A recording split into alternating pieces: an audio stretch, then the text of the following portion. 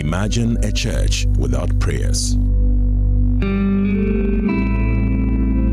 Imagine a government without citizens. Imagine democracy without journalists. Imagine a world without the media. Life is full of issues and stories about people, communities, and governments. Stories that have to be told by well-trained journalists. That's why you can't imagine news without Joy News.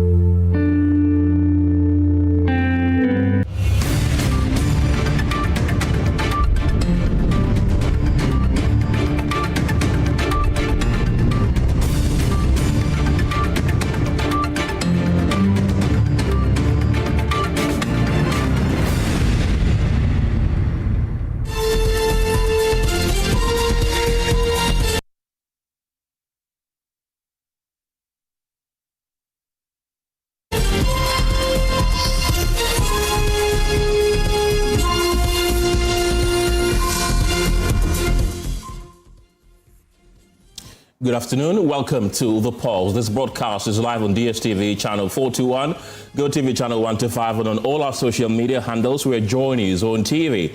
Coming up, President Mahama's compensation bill for political appointees at the presidency surges by 148% in 2026, despite a reduction in the number of appointees, as JoyNews Research paints a more complex picture with changes in staff classification.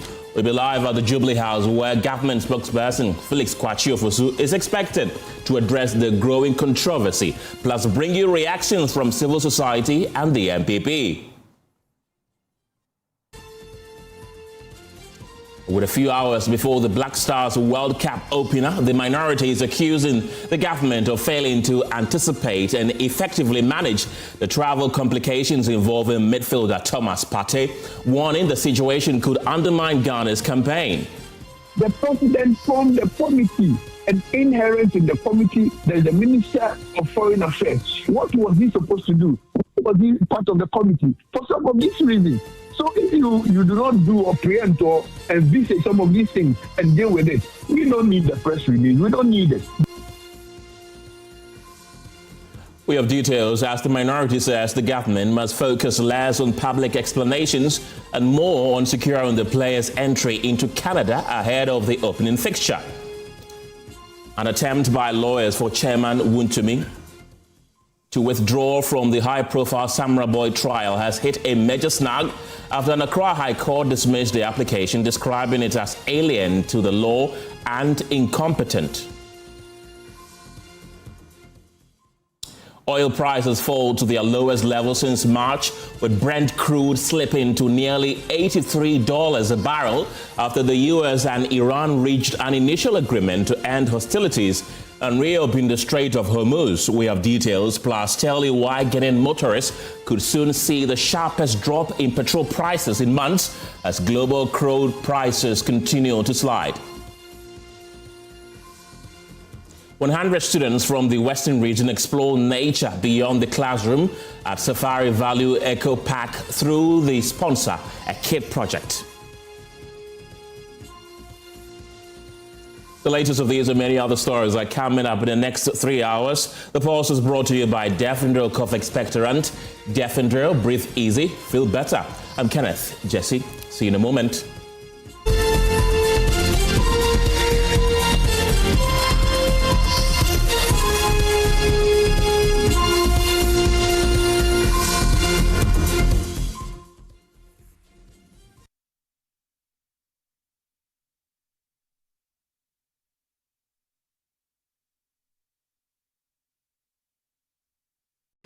Another week is here on the greatest of all time show. My name is Giovanni Clip, and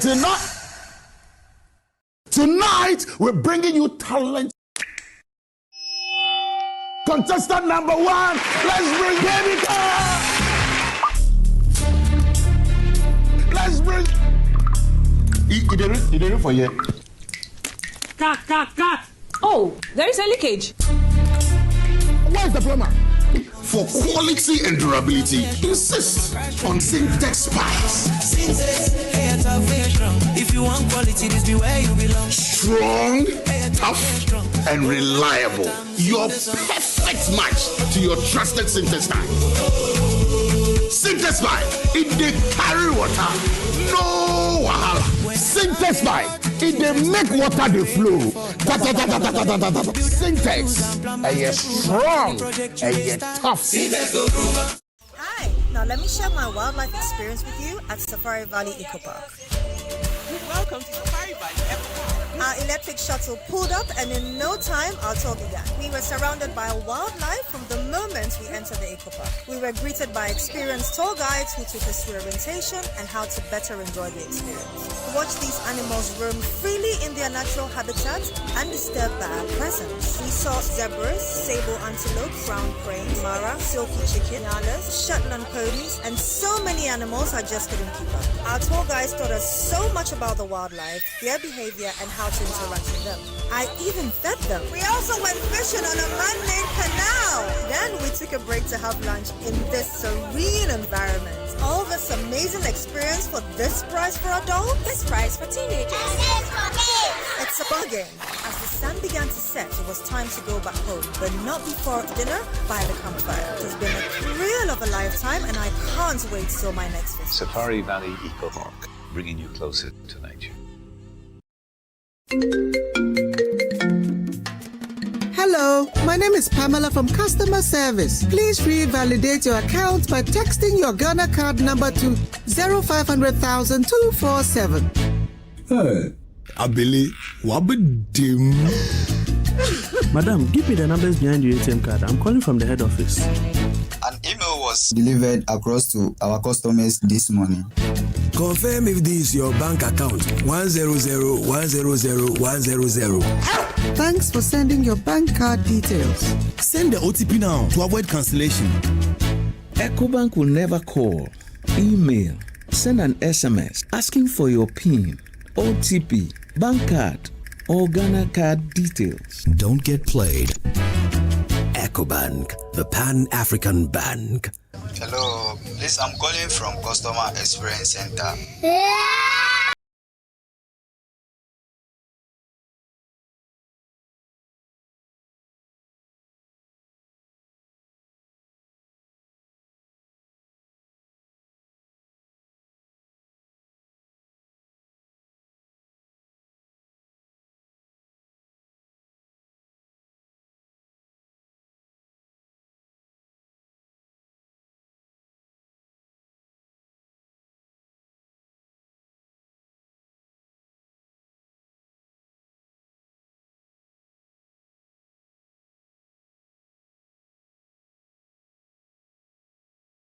Distributed by NS Chemist Limited. This advertisement has been vetted and approved by the FDA.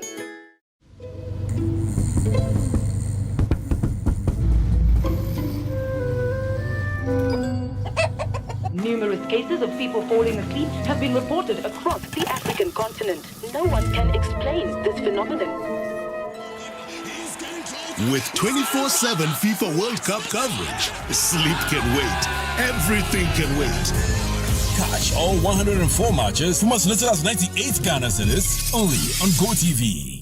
This Father's Day, give Dad more than just a gift. Give him an unforgettable experience. Join the Joy brands for the Joy Safari Escape, the ultimate weekend getaway created to celebrate fathers and father figures on 20th and 21st of June. Enjoy a premium escape filled with relaxation, adventure, music, great food, and quality family time. Your experience includes breakfast courtesy from Safari Homes, complimentary bus service to and from Aqua Safari because we care about your comfort, luxury night stay at Aqua Safari, scenic river tours and boat cruises, fish and tortoise feeding experience, underwater cave viewing, eco park adventure with amazing wildlife encounters, buffet meals, island party with live band entertainment, swimming pool, archery, board games, lawn tennis, endless plus vibes from our DJs and fun activities for the kids too. So bring along the entire family. Rates are going for 4,000 Ghana cedis single, 6,000 Ghana cedis double, and 10,000 Ghana cedis for a family of 4. Book now or make enquiries by calling or WhatsApping Lois on 053 100 3813. The Joy Safari Escape, June 20 and 21. Joy Safari Escape, one weekend, endless memories. The Joy Safari Escape is powered by Hits FM and Joy Prime. To dance with my father again.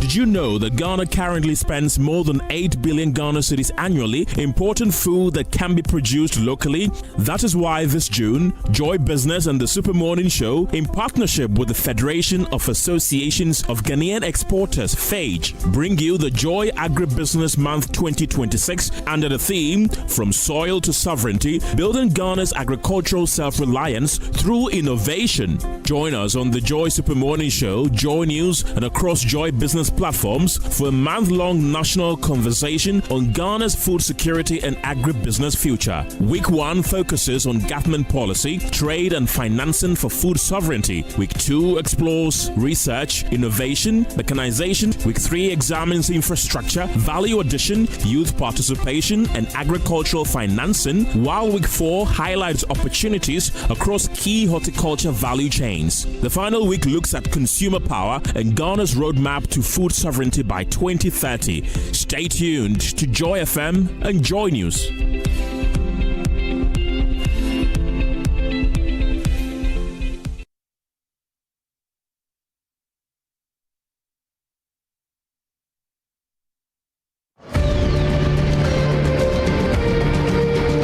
On PM Express, power is confronted, claims are tested, and accountability is not optional. The first 2 months in office between January, February, and March, we had already brought down this rate, and then we have sustained it since. Politics, business, the economy, social justice. If it affects your life, it will be examined.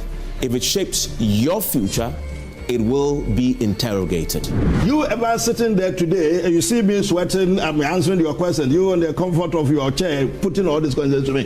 That is why you would not have the responsibility of bringing about this document.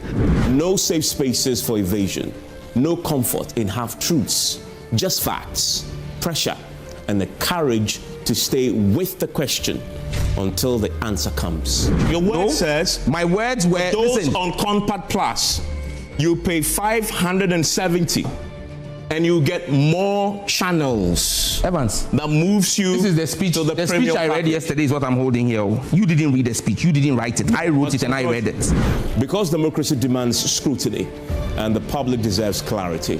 When the day's noise fades and the nation needs understanding, there is PM Express on Joy News. Independent, fearless, credible.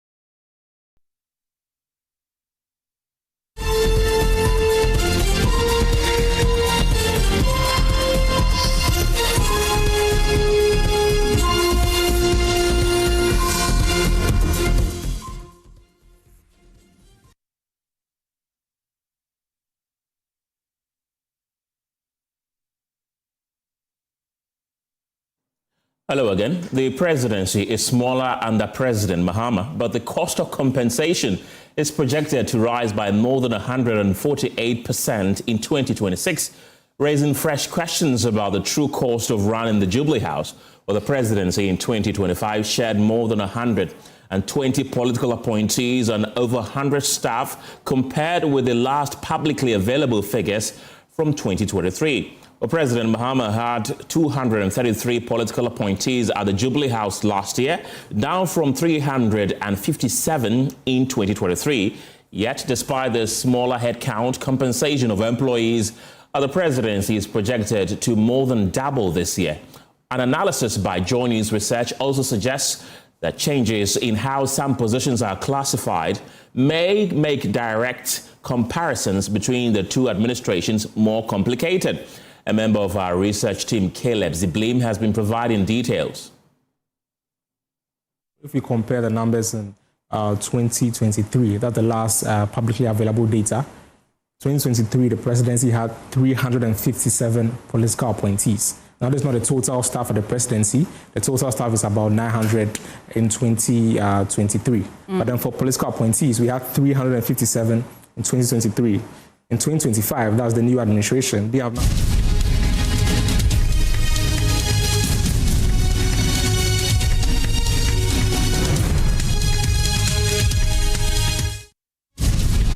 And government spokesperson Felix Kwakye is currently addressing a press conference from the Jubilee House on these issues. It's a good time to cross over for the very latest. To the reports of an inquiry that the president commissioned into some claims made by the Fourth Estate in a series of publications through the Media Foundation for West Africa, and at the president's request, they submitted a report on their claims. And answers were also sought from the Ministry of Roads and Highways.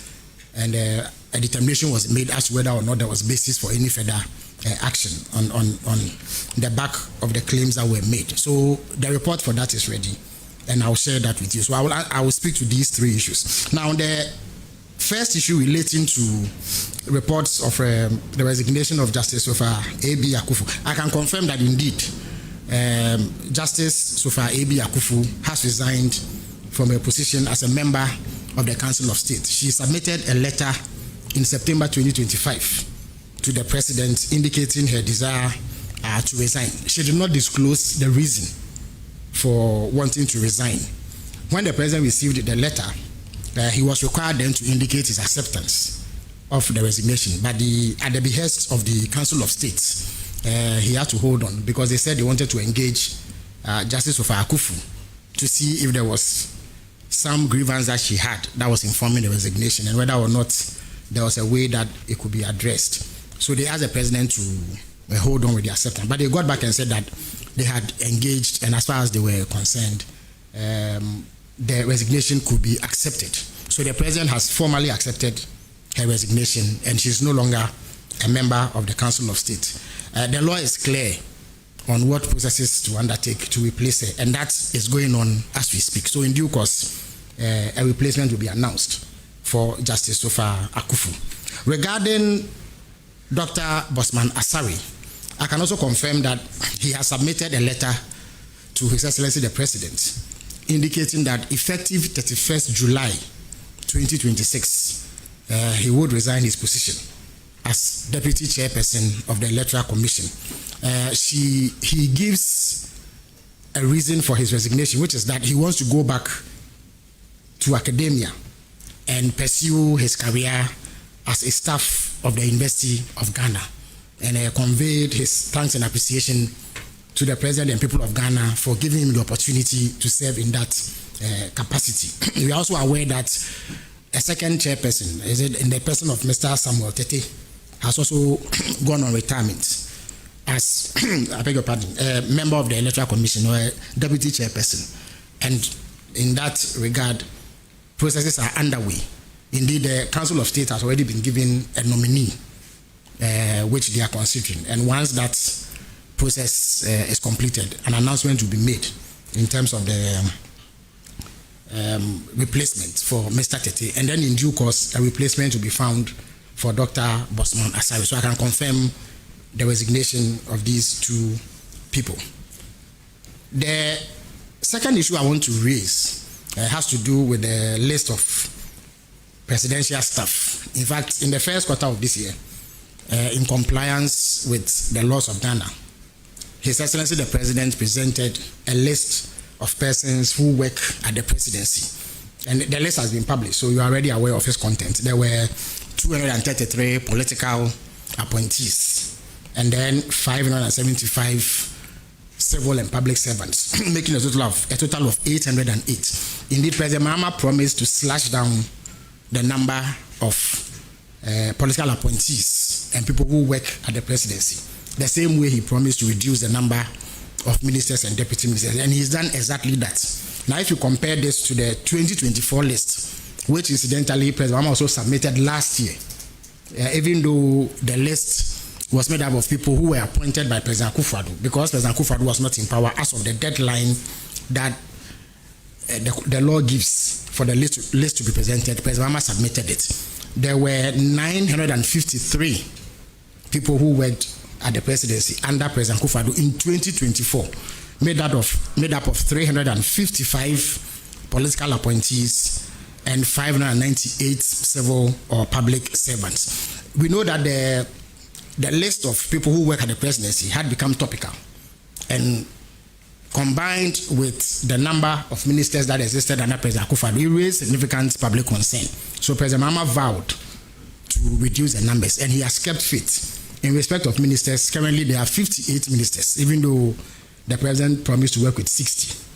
After the unfortunate loss of two of our colleagues, there has been no replacement. So 58 people are currently working as ministers and deputy ministers. And then currently we have 233 political appointees at the presidency and 575 civil or public servants, making it 808. Now, there have been a number of misleading claims, some in the media and some by political activists predominantly belonging to the New Patriotic Party. This morning, there were publications by Manjo Online, which sought to create the impression that President Mahama had increased the salaries of political appointees at the presidency. And therefore, they said that even though there had been a reduction in the numbers, the salaries had ballooned. We've also heard propagandists of the MPP make the same claim, even though we know that what they are saying is straightforward. They should know, because they were beneficiaries of the arrangement. We all know that when it comes to fixing the emoluments, that is the salaries and working conditions of Article 71 office holders, the law is clear, the constitution is clear, that the president must set up a committee to determine those emoluments. For the avoidance of doubt, President Mahama has not set up a committee to determine the emoluments and working conditions of Article 71 office holders. So the salaries and conditions of Article 71 office holders who are working today under President Mahama were the terms documented. All the MPP activists making those false claims know. Indeed, the law requires that when the committee finishes, the presidency must submit the recommendations made for the presidency to Parliament or the executive to Parliament for approval. And then Parliament will also have the president approve the package for MPs. That was done. So 6th January 2025, President Akufo-Addo submitted the recommendations to Parliament, which was approved. Now, because President Mahama, in compliance with the Constitution, has not set up a committee to determine the conditions of service or the salaries of people working under him, it is what we came to meet that we are taking. It is therefore illogical and blatantly false for anybody, especially members of the opposition, after having determined the conditions of service of Article 71 of office holders, to turn around and claim that President Mahama has increased the salaries and conditions of Article 71 office holders. Now, when the committee finishes its work, Article 71 office holders are clearly spelled out in the Constitution. So we know the president himself, vice president, ministers, deputy ministers, MPs, and what have you. The staff who work at the presidency They are not people who you can classify as Article 71 office holders. However, there's a long established process preceding President Mahama, which makes room for analogous determination. In other words, they are ranked as though they were Article 71 office holders in order to determine their conditions of service. This is what President Akufo-Addo did. This is what President Mills did. President Kufuor, President Rawlings, and President Mahama himself in his previous guise as president between 2013 and 2021. So once that is done, then the salaries are determined. To determine the salaries, there's what we call award point. In other words, a grading that is used. So in 2013, for instance, and I have it here, I can show it to you. In 2013, when President Mahama became president, what had been determined before he left office is clearly stated from the Chief of Staff. The Chief of Staff, for instance, for purposes of determining his conditions of service, is placed below the Speaker of Parliament and above a cabinet minister who is also an MP. That is the ranking. I am a Minister of State. I'm also an MP. So I am ranked above somebody who is a minister but not an MP. If the person is a cabinet minister and an MP, he is ranked above somebody who is a cabinet minister and not an MP. So senior presidential advisors are in terms of working conditions, are classified in the same group as cabinet ministers who are MPs. So you find that not all ministers take the same salaries. And this is a practice that has existed since we began operating this constitution. So in 2013, this document shows, for instance, that the Chief of Staff was given award point 75. Then in 2017, or at the tail end of the first term of President Mahama, he set up the Professor Dora Francisca Edubuando Emolument Committee, which determined the conditions of service for Article 71 office holders. That committee said that the Chief of Staff should move from award point 75 to 79. So this is what existed until President Akufo-Addo came to power. So when they came to power, the Chief of Staff was taking this until President Akufo-Addo set up a committee chaired by Professor Ya Ntiamwa Beidu, which determined that for Article 71 office holders, the grade point that will be analogous for determining the Chief of Staff's conditions should move from 79 to 87. This was by the Professor Ya Ntiamwa Beidu Emolument Committee report. So for 2017 to 2021, the grade point was established, based on which the salaries of people who worked at the presidency was determined. The same President Akufo-Addo formed another emoluments committee at the tail end of his administration, chaired by Dr. Mrs. Janet Ampedu-Fofi, a prominent lawyer, who also led a committee that determined that, for instance, the Chief of Staff, he should move from 87 as a grade point to 94. So since this government came to power, it is these grade points that have been used. And President Akufo-Addo, President Mahama has not determined anybody's salary because he does not have the power to do so until the committee does it. The Constitution is also clear that nobody's conditions of service can be varied downwards.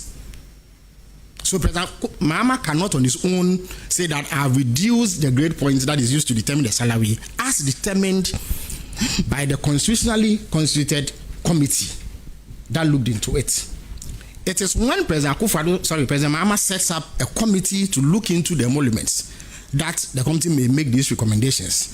President Mahama has said that he doesn't believe that he should set up a committee, and that as part of the constitution review process, and indeed over this weekend, Cabinet held an extensive sitting on Friday, Saturday, Sunday to consider the Constitution Review Commission's report. We've not finished. We'll continue by the close of this month, and we will take a position on that. The President has said it publicly, and indeed it is in the committee that looked into the Constitution Amendments report that an independent emoluments committee should be set up to look at all salaries relating to all public and civil servants in Ghana so that the disparities are removed. So President Mahama has said that he's not going to continue this trend. So he has not determined anybody's salaries. So if anybody goes out there to tell you that the numbers have reduced, but the monies have gone up, and so there's no use reducing the numbers, that person is dabbling in falsehood. It is uninformed propaganda, especially that coming from MPP members. Now, what happens is this. When ministers and other Article 71 office holders are appointed and they take office, they are paid on account. Being paid on account means that your exact salary hasn't been determined, but you are paid what you came to meet pending the determination. So President Akufo-Addo's appointees who served between 2021 to 2024 and MPs, that is ministers, deputy ministers, staff in this office who are political appointees and members of parliament, what they earned from 2021 to 2024 was what was determined for those who worked between 2017 and 2021. Once the Dr. Janet Ampedufo-Fie committee finished this report and new conditions and salaries were determined, they became automatically entitled to a top-up, which is the difference between what they took and what the committee has determined. I can confirm to you that since they left office, ministers, deputy ministers, and MPs who served in the 8th Parliament have received ex-gratia payments and top-up salaries, which is the same as those serving in those capacities today have received, especially in terms of salary. I hope you understand what I'm saying. They have received top-ups. That is the difference between what they took and what the committee determined they should be paid. They have taken it. The MPs include the 137 MPP MPs who were in the 8th Parliament, some of whom were ministers and deputy ministers. There is an outstanding arrears that need to be paid to the staff who worked at the presidency, who were political appointees between 2021 and 2024. The finance ministry is working on it. Once that is paid, it will be the same in terms of salary as those that are being paid to, that the numbers have reduced but the figures have gone up. They are peddling ignorant propaganda. Some of them actually know, and yet they go out to say that you in the media are aiding that by failing or refusing to seek clarity and explanations for the documents that they present to you. And that is why it has even become necessary to address this. But for the avoidance of doubt, President Mahama has not added one CD to the salaries of his appointees at the presidency that he came to meet. And it must be placed strictly on record. So that is that. When I'm done with the general briefing, if you have any comments, I can questions, I can answer them. But the documents are all here, and I'm more than happy to show them to you for you to see what the truth is.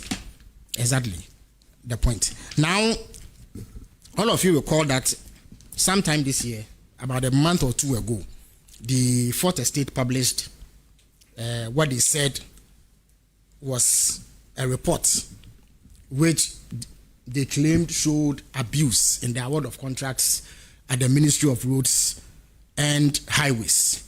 At an interaction with CSOs at the presidency earlier this year, the president asked that the Fourth Estate present the claims they are making formally to his office so that he triggers a process to look into the claims and see whether there is merit in it, which would then require further remedial action. And to the credit of the Media Foundation for West Africa, they presented their report on behalf of the Fourth Estate to the presidency. And once the president received it, he requested the senior presidential advisor on governmental affairs to do a preliminary assessment of the claims and take a response from the Ministry of Roads and Highways and look to see whether there is basis for any further action. The senior presidential advisor looked into it and has submitted her report to the president. It's a 72-page report. Now, in the interest of transparency and accountability, that report will be published. But just so that we put the matters in proper context, I am going to read to you highlights of the report and government's position on same, so that we are all clear about where things are. So the presidency received a report dated 1st April 2026 from the Media Foundation for West Africa on publications by the Fourth Estate regarding claims of abuse of the single sourcing procurement process in the award of contracts under the Big Push initiative. On April 2nd, 2026, His Excellency the President, John Mahama, referred the matter to the Senior Presidential Advisor on Governmental Affairs, Dr. Valerie Sawyer. The President tasked the advisor with investigating the allegations to establish their veracity and determining the appropriate course of action. The Media Foundation for West Africa report was forwarded by the Presidency to the Ministry of Roads and Highways on April 8th, 2026 for their response. The response was received at the Presidency on 21st April 2026. The final 72-page report was submitted to the President on May 22nd, 2026. In the interest of transparency and true to our commitment to accountable governance, the full 72-page report will be published by close of day tomorrow. I would, however, proceed to give a summary of the key findings in the report and government's position, which directly address the substance of the Fourth Estate's claims. Now, the first item relates to the details of the Big Push projects. Now, the title of the Fourth Estate publication was The Sole Source Factory, which was a reference to the Ministry of Roads and Highways. This description immediately conveys the impression that the predominant mode of contracting at the Ministry of Roads and Highways was through single-sourced contracts. It was imperative, therefore, that this be investigated to ascertain its veracity. Now, after a careful assessment of all the facts backed by documentary evidence, the report established that 1,441 project contracts have been awarded by the Ministry of Roads and Highways under the current John Mahama administration, with the following breakdown. The Ghana Highways Authority has awarded 405 road contracts. The Department of Feeder Roads has awarded 896. There are 23 legacy projects. In other words, these are projects that this government inherited, which have been reworked for various reasons. Then there's the consolidated projects, also known as Big Push projects, which are 63 in number that have been awarded. And then there's the main Big Push projects, which number 54.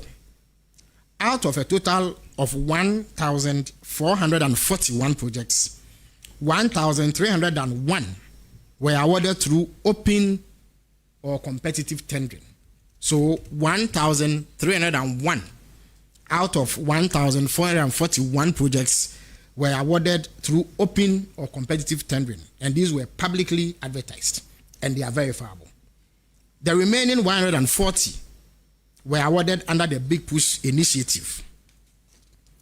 Out of the 140 Big Push projects, 66 were awarded via single source procurement method. 51 were awarded via restrictive tendering, and 23 were ongoing projects inherited from the previous government that had already been awarded on single source basis and absorbed under the Big Push initiative. The foregoing therefore reveals that 1,301 out of 1,441 contracts, representing 90.28% of road contracts under this government, were awarded through the open competitive tendering process. 90.28%. Only 4.58% of the total 1,441 road contracts awarded by the Ministry of Roads and Highways in 2025 and 2026 were awarded through the single sourcing process. 4.58%. Under the Big Push initiative, which is only one component of the total work being done by the Ministry of Roads and Highways, less than half, exactly 47.14% out of the 140 were awarded through the single sourcing process. Now, the implementing agencies of the Ministry of Roads and Highways obtained Public Procurement Authority board approval to award specific Big Push projects via single sourcing or restricted tendering. The implementing agencies for the above projects are the Ghana Highway Authority, the Department of Urban Roads, and the Department of Feeder Roads. The Ghana Highway Authority obtained approvals from the PPA board for 72 big push projects. Out of these 72 projects, 51 were procured through single sourcing and 21 through restricted tendering. The Department of Urban Roads obtained approval from the PPA board for 16 big push projects. Out of these 16 projects, 11 were procured through single sourcing and 5 through restricted tendering. The Department of Feeder Roads obtained approvals from the PPA board for 29 big push projects. Out of the 29, 4 were procured through single sourcing and 25 through restricted tendering. As indicated earlier, there were 23 legacy projects which were already awarded on single source basis by the previous government that were absorbed into the big push. Now, commitment authorization was obtained from the Ministry of Finance for 136 projects, but one project is yet to be awarded. The total number of projects awarded, therefore, is 135. At the end of the procurement stage, some projects were broken down into separate lots. These awards created 5 additional award records, thus increasing the total number of awarded projects from 135 to 140 without breaching the commitment authorization ceiling. The evidence above clearly shows that single sourcing was not the primary mechanism for General Ministry of Roads and Highways contracts, and therefore any claim that that ministry had become a sole source factory cannot be sustained on the basis of verifiable evidence. Because if only 4.something% of road projects were awarded through sole sourcing, it cannot be said that this is a ministry that predominantly does sole sourcing. Now, justification for the use of single source for 47.14% of big push contracts. The 2024 NEC manifesto and subsequent proclamations by His Excellency the President and the Minister for Roads and Highways have shown that the Big Push initiative was designed as a rapid or accelerated program to resolve severe problems with critical roads and create jobs while boosting growth. The goal clearly is to create infrastructure development at an expanded pace, not the normal pace associated with such developments. The report found that the ministry's decision to single source 47.14% of the big push contracts was informed by urgent and compelling national considerations and primarily guided by the following strategic factors. 1. Accelerated infrastructure delivery, a core vision to rapidly scale and modernize the national road network. Procurement efficiency, comparative timeline analysis indicating that alternative bidding processes would introduce significant delays, which will only serve to exacerbate the suffering of people living in communities with these routes. Public and National Security Agency heightened public outcry regarding severe road degradation, which pose direct national security vulnerabilities in critical corridors. Fiscal risk mitigation, the pressing need to hedge against market inflation and preventable project cost escalations. Given these extraordinary operational requirements, the statistical context for the program must be evaluated objectively. The single source framework was applied to 47.14% of the 140 specialized big push contracts. Crucially, this subset represents a mere 4.58% of the total 1,441 road sector contracts awarded by the Ministry of Roads and Highways. This demonstrates that competitive tendering remained the ministry's overwhelming baseline norm. Consequently, the data and basis for adopting the single source procedure refutes any claim that the Ministry of Roads and Highways acted in total disregard of the President's directive on fiscal prudence, or that it violated the executive pledge to treat single sourcing strictly as a controlled exception.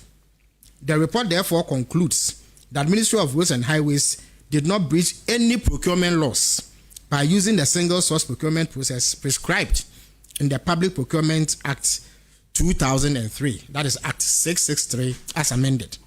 The ministry followed the procedure required by law in awarding the big push contracts, full stop. Neither did they abuse the single source than the norm. Now, the Media Foundation for West Africa, and by extension the Fourth Estate, also said that there were contradictory project figures, and the report also evaluated this claim against the information provided by the Ministry of Roads and Highways. Now, another claim contained in the Media Foundation for West Africa's report was that there were disparities in project figures they put out and the figures quoted by the ministry. The report concludes that seeming disparity may be due to a focus on the source of funding. The Ministry of Roads and Highways has various sources of funding for their infrastructure projects, including the Consolidated Fund, the Road Fund, bilateral and multilateral funds, as well as donor funding. The Big Push Fund was established by the Ministry of Finance in 2025 to provide dedicated financing for large-scale infrastructure projects. The fund's primary purpose is to accommodate the significant capital requirements of the Big Push projects, which will otherwise create a fiscal imbalance within the ministry's existing budgetary framework. Funding for the 140 Big Push projects is split between the Big Push Fund and the Consolidated Fund, focusing on infrastructure projects funded exclusively via the Big Push Fund creates an inaccurate picture of the reality on the ground. There were also claims in respect of the Dodo Pepeso in Kwanta Road. On the inconsistency of figures put out about the Dodo Pepeso in Kwanta Road, the report found that the Ministry of Finance letter dated July 11, 2025, which communicated the grant of commitment authorization for the rehabilitation of the Dodo Pepeso in Kwanta Road, which is a 46-kilometer road, indicated that the estimated cost was 684,000,000 and 1,621.50 Ghana cedis. 684 million and 1,621 Ghana cedis. That was the certified contract sum as contained in the commitment authorization for the road. A letter from the Ghana Highways Authority dated 31st December 2025 clearly stated that the estimated cost for the rehabilitation of the Dodo Pepeso in Kwanta Road was 683,902,257.69 Ghana cedis, which was lower than the amount in the commitment authorization.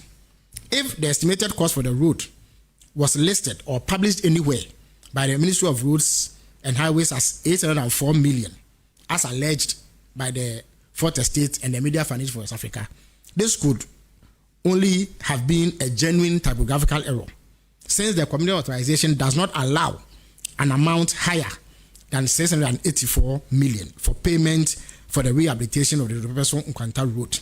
The contract awarded to the contractor to construct that road clearly captures the contract sum as 683,902,957.69 million Ghana cedis. And that contract is now public knowledge. It's a matter of public record. It has been published. The contract that the ministry awarded states this as the figure.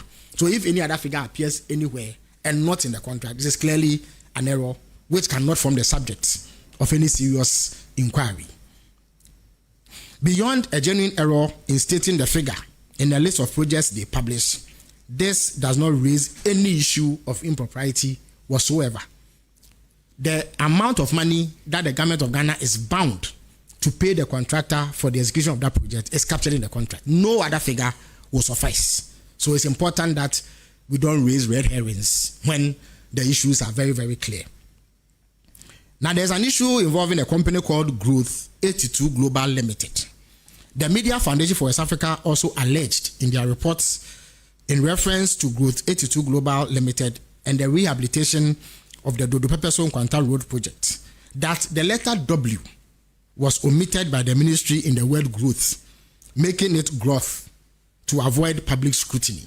Again, it's important. Whilst scrutiny and anti-corruption and public accountability are extremely important and we should demand same, it's important that we don't raise red herrings. The contractor for a project cannot be hidden. When you go to the project site, the contractor has a signboard bearing his name. He is also working on the project. So every Tom, Dick and Harry knows which contractor is executing the project. So in a communication from the ministry, if they omit the letter W It does not consider the contractor, and we do not sincerely believe that this should have formed the basis for a request for an inquiry. The omission of a letter W does not convey any impression whatsoever of any act of impropriety. And so the report found that this was a red herring and nothing more. The report finds that the letter W was indeed left out of the spelling of growth in the letter from the Ghana Highways Authority to the PPA, dated September 19, 2025, and on the ministry's website. However, while the company's name was misspelled in the initial correspondence from the Ghana Highways Authority to PPA, there was no evidence to back the allegation that this was a deliberate attempt to avoid public scrutiny. And as I've said, how can anybody hide a contractor who is visibly undertaking a road project on a route? It is not possible. Kamala, if you went to the site today, the project signboard gives you the details. So the claim that somebody omitted the letter W to avoid scrutiny is most unfortunate and amounts to a red herring at the very best. It is also unclear how a contractor awarded a contract which is being executed publicly in the full glare of all who plied that road can be concealed to avoid scrutiny. The Ministry of Roads and Highways has been advised to correct the mistake on this website and insert the letter W to reflect the correct spelling of the company's name. And this has been done subsequently. So if you went there, you will see growth clearly spelled. Unqualified contractors. Now, on the allegation that the contract for the Dodo Pepeso Nkwanta Road rehabilitation was awarded in December 2025 to a company incorporated in January 2025, which means that the contract was awarded 11 months after incorporation and that the company is not classified as an A1B1 contractor. Evidence adduced show that the company awarded the Dodo Pepeso Nkwanta Road, Messrs. Growth 82 Global Limited, is classified as an A1B1 contractor with certificate classification number 0009780. Evidence shows that the company Growth 82 Global Limited was registered on August 18, 2020, received A3B3 certificate on September 6, 2024, and received A2B2 certificate on March 19, 2025, and received A1B1 certificate on August 14, 2025. The contract in question was assigned on 31st December 2025. Commencement of works on February 12, 2026, and actual commencement on March 16, 2026. Enquiries reveal that the contractor had fully mobilized to site, completed 3 site camps on the project corridor, and had started fixing the bad sections on the corridor. The report further notes that the Dodo Pepeso Nkwanta contract was awarded through restricted tendering and not through sole sourcing. 5 companies were evaluated and 1 was selected to do the job. On allegations that documents received on 3 feeder road contracts show that some companies presented documents that ordinarily should raise eligibility issues. That is, Build Managers Limited indicated in its net clearance certificate that it had only 1 worker. Sanam Ghana Limited indicated it had 4 workers. These are the allegations made by the Media Foundation for South Africa on behalf of the 4th Estate. Enquiries reveal that 1, Build Managers Limited SNIT certificate clearance listed 20 workers as of January 2025 with certificate number 2020-1157525003. Sanam Ghana Limited SNIT clearance certificate lists 25 workers as of April 2022. Certificate number 1097022. Sanam Ghana Limited SNIT clearance certificate as of April 2026. Certificate number 20140023126002 indicates that it has 26 workers. Now, value for money. The 4th Estate also raised issues of value for money and perceived inflation of contract sums on projects. On the allegation that a project like the 25-kilometer, that's Lot 3, of the dualization of the Winneba Cape Coast Road could cost as much as 154 million Ghana cedis per kilometer, the report found as follows. There were 2 lots for the Winneba Cape Coast Road. The first lot, which is 24 kilometers, has a PPA estimated cost of 1,878,011,148 Ghana cedis. The second lot, which is 25 kilometers, has a PPA estimated cost of 3,859,581,302.93 Ghana cedis.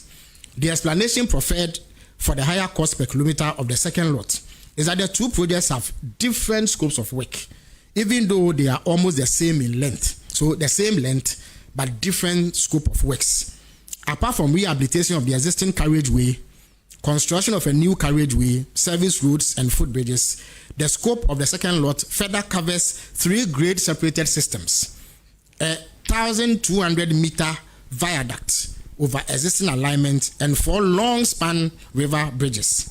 This buttresses the position that road projects are not defined by length alone. So you don't just pick the length of a road and insist that the length of roads that are similar everywhere in the world should cost the same, and that if there are variations, then there's some wrongdoing. That, with the greatest respect to all, is pedestrian and does not reflect the facts.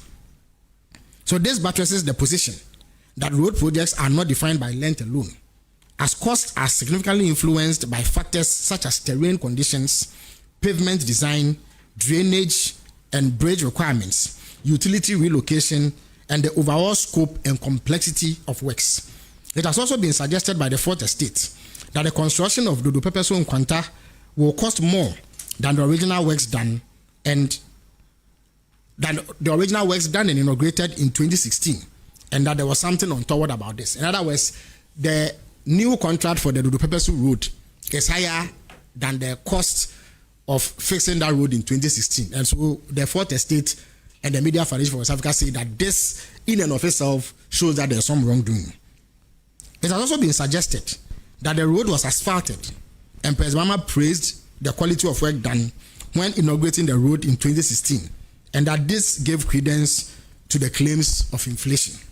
You see, for the avoidance of doubts, the road that was done on the Dodo Pepeso Nkwanta stretch and inaugurated in 2016 was not an asphalted road. It was a double bituminous ceiling, which to the untrained eye appeared as asphalt, but it was not asphalt. Indeed, if you go back to the reports of the inauguration and President Mahama's comments, the reason why he commended it highly was that it was not an asphalted road, but it appeared as so because of the technique that was used.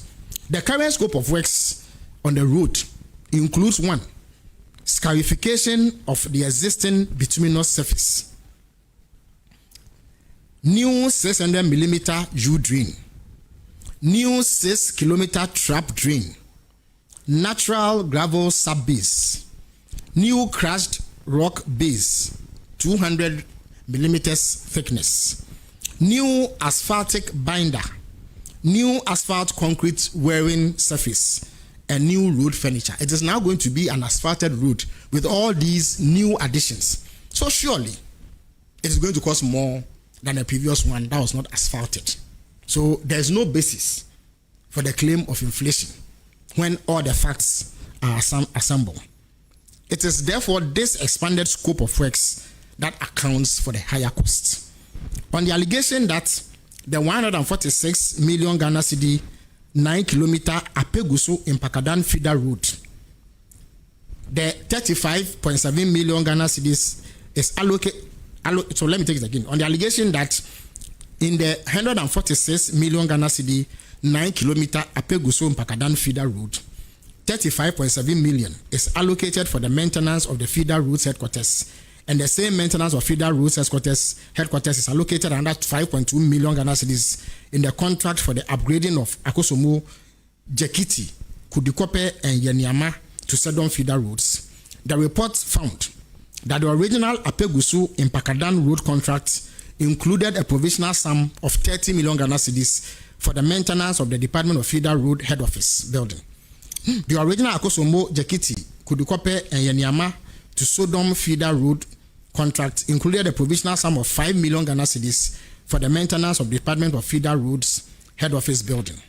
However, prior to the investigation, the Ministry of Finance had advised the Department of Feeder Roads that some of their big push contract awards exceeded approved commitment authorization limits. Consequently, all Department of Feeder Roads big push contracts were reviewed and adjusted to comply with these regulatory thresholds, significantly reducing the allocations previously categorized under general items. Notably, the provisional maintenance sum for the Department of Feeder Road head office building was reduced to 0 in the Apegusu in Pakadan Road contract, while the allocation within the Akosombo Jakiti Kudukope and Yanama Sodom Feeder Roads contract was reduced to 975,000 Ghana cedis. The report nevertheless emphasizes that the utilization of general items in such road contracts be strictly subject to the prior approval and direction of the Ministry of Roads and Highways. These funds are neither automatically applied nor used at the contractor's discretion. Instead, they are disbursed solely for ministry-approved priorities within the road sector. Consequently, while provision is made in the budget for general items, the Department of Feeder Roads cannot assess them without explicit Ministry of Roads and Highways authorization, and every single expenditure request undergoes strict vetting processes. On the allegation that in another feeder road contract, 3 cross-country vehicles and 2 pickup vehicles are to be procured, the report indicates that the allegation was not backed with any details of the actual road contract being referred to. On the allegation that even though the Media Foundation for West Africa did not have copies of the big push contracts, reliable sources at Ministry of Roads and Highways had said that amounts allocated for vehicles and other general items in the bigger contracts are totally absurd. The report indicates that the allegation was not backed with any information on who the reliable sources at the ministry are and what bigger contracts have absurd amounts allocated for vehicles and general items. On the allegation that while the data indicates different contractors have been awarded contracts through single sourcing, in multiple instances, some individuals own multiple companies that have been awarded contracts. The report indicates that the allegation was not backed with examples of contractors or contracts. On the allegation that the minister indicated that some of the contracts were put into lots to allow multiple contractors to be assigned to ensure competition and efficiency, but some of these road projects put into lots were given to the same contractors. The report indicates that the lots of the 4 projects listed in the allegation had indeed been given to 4 contractors, namely Kumasi Outer Ring Road, Lot 1, Lot 2, and Lot 3. All 3 lots were awarded to Arab Contractors Ghana Limited. Sunyani Outer Ring Road, Lot 1 and Lot 2 were awarded to Kofi Job Company Limited, and the dualization of Winneba Cape Coast Road, Lot 2 and Lot 3, both lots were awarded to MA and Constant Company Limited. Upgrading of Saboba Cheponi Road, Lot 1 and Lot 2 were awarded to Fuzak Company Limited. However, the contention that awarding multiple lots to a single contractor escalates costs, since the contractor will bill separately for general items and preliminaries, such as site camps for supervision on each lot instead of consolidating them, is flawed. This logic implies that diversifying contractors across lots will reduce expenditures. If different lots are assigned to different contractors, those independent entities will not share or subsidize each other's preliminaries and general costs. In other words, the claim is that if you break roads into different lots and award them to the same contractor, the cost will go up because their general items will not be the same. That claim is flawed, because if you give it to different contractors too, their general items will not be the same. In fact, they are even unlikely to speak to each other because they will operate separately. So that claim is completely false. It is flawed and has no basis. Consequently, the allegation that single contractor multi-lot awards artificially inflate project costs does not hold. Furthermore, awarding 2 contiguous lots to one contractor does not merge them into a single operational stretch. The contractor is legally and contractually obliged to execute works concurrently across both lots, which typically requires distinct personnel and machinery fleets. Ultimately, only contractors with proven high-tier capacity are entrusted with simultaneous multi-lot execution. Now, recommendations. After these findings, the Senior Presidential Advisor makes recommendations to further improve the processes governing the awards of government contracts. Based on the above, the report made the following recommendation to improve transparency, governance, and financial management in the award of road contracts. 1. In accordance with the Value for Money Office Act 2026, all public sector single source contracts above the determined threshold must go through the VFM office and obtain a value for money certificate above the contract before the contract is awarded. Number 2, all public sector single source contracts above the determined threshold must be submitted for cabinet approval before the contract is awarded. 3, legislation intended to tighten the discretion surrounding the award of single source contracts should be accelerated and concluded urgently by the Ministry of Finance and the Ministry of Justice and Attorney General. 4, procurement entities must, within specified time frames, publish all approved single source contracts, comprehensive financial valuations, and verified ultimate beneficial owners on the centralized open government e-procurement portal. On the Value for Money Office, the recently enacted Value for Money Office framework presents an important opportunity to strengthen pre-award scrutiny, accountability, and public confidence in Ghana's procurement system. The Act was passed on 26 March 2026 to provide technical oversight and ensure that major government expenditure and projects deliver maximum benefit for public funds, especially focusing on economy, efficiency, and effectiveness. It was assented to by President Mahama on May 11, 2026. While the Public Procurement Authority ensures procedural and legal compliance with the Public Procurement Act, the Value for Money Office provides technical and financial scrutiny. The Value for Money Office is mandated to ensure a value for money certificate before any public sector contract above a certain monetary threshold is awarded. It will also conduct rigorous value for money assessments of government programs and projects to verify that they are economically justified. Sections 29, 2A, 31, and 32 contain provisions about monetary thresholds to be prescribed by legislative instrument or executive instrument. The monetary thresholds outlined in the interim executive instrument or legislative instrument above will be applicable to single source contract awards. The report, however, acknowledges that even though integrating the Value for Money Office Act may introduce an additional layer of administrative oversight that could decelerate the accelerated Big Push agenda, the mechanism remains vital for guaranteeing fiscal transparency. The report therefore advises that to safeguard progress, the Value for Money Office must avoid creating artificial operational bottlenecks or bureaucratic hurdles. The pre-approval process must remain exceptionally rigorous without becoming inefficient, ensuring that the primary justification for single sourcing, expedited project delivery within critical timelines, is not compromised. On legislative reform, President John Mahama, in the 2026 State of the Nation address, promised to bring legislation to Parliament to tighten procurement processes by allowing resort to single source procurement method only in exceptional circumstances. In fulfillment of this promise, the Ministry of Finance and the Ministry of Justice and Attorney General are in the process of finalizing draft legislation to curb administrative discretion, minimize vulnerabilities to abuse, and elevate competitive bidding as the default statutory mechanism. Crucially, this reform will concurrently streamline open and competitive tendering processes by eliminating systemic inefficiencies within competitive bidding. The legislation will ensure that open procurement does not cause project delays detrimental to government timelines.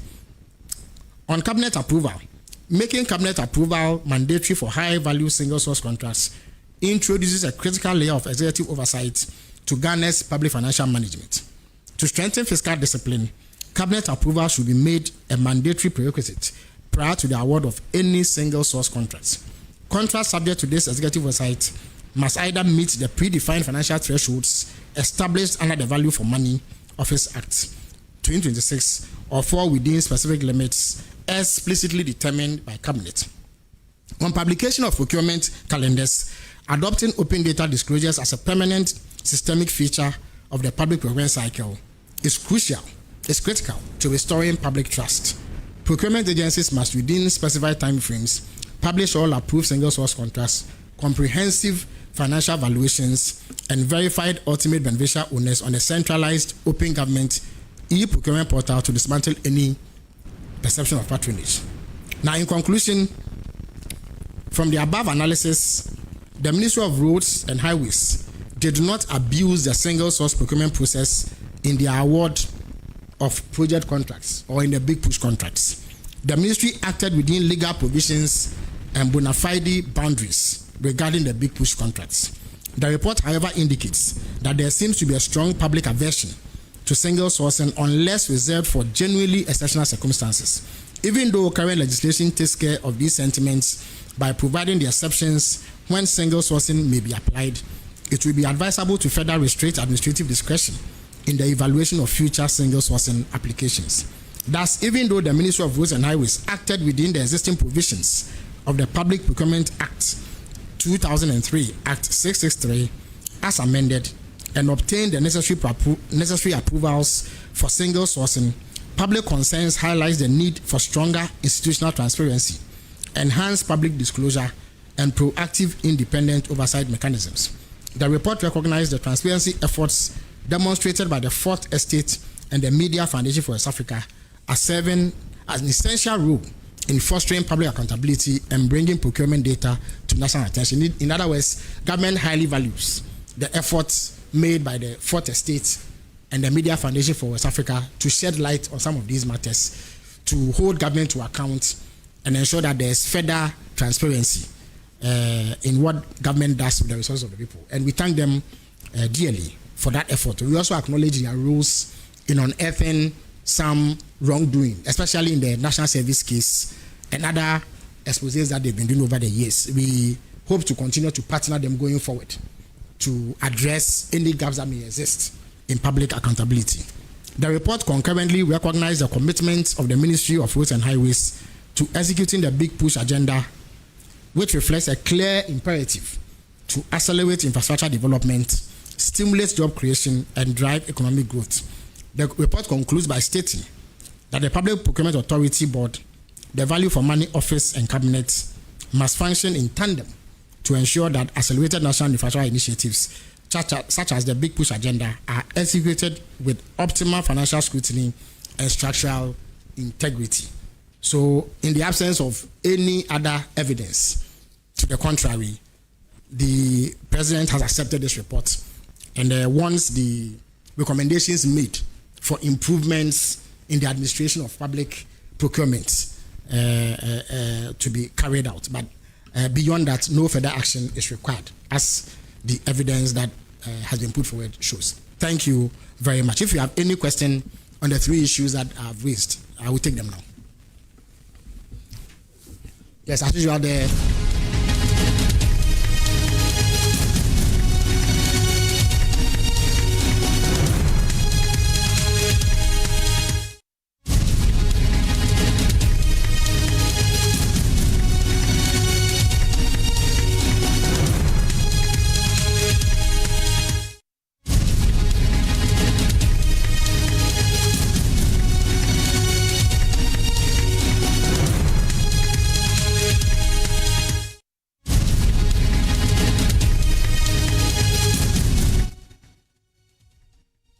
That there was a government spokesperson, Felix Kwakye-Ofosu, addressing a number of issues there, including the resignation of former Chief Justice Sophia Akufo as a member of the Council of State. He has also announced that Eric Bosman-Asare, the Deputy Electoral Commissioner, will resign from the 31st of March, and also Samuel Tete, another Electoral Commission employee, will also retire very soon. He's been making a lot of statements. We will be delving into that and more. We'll be interrogating that. We'll be speaking to experts. But now let's focus our attention on a very important matter, because this afternoon, the President, John Mahama, has recorded his highest approval rating since returning to office, with 7 in 10 Guineans endorsing his performance. That is according to the latest Global Info Analytics tracking poll.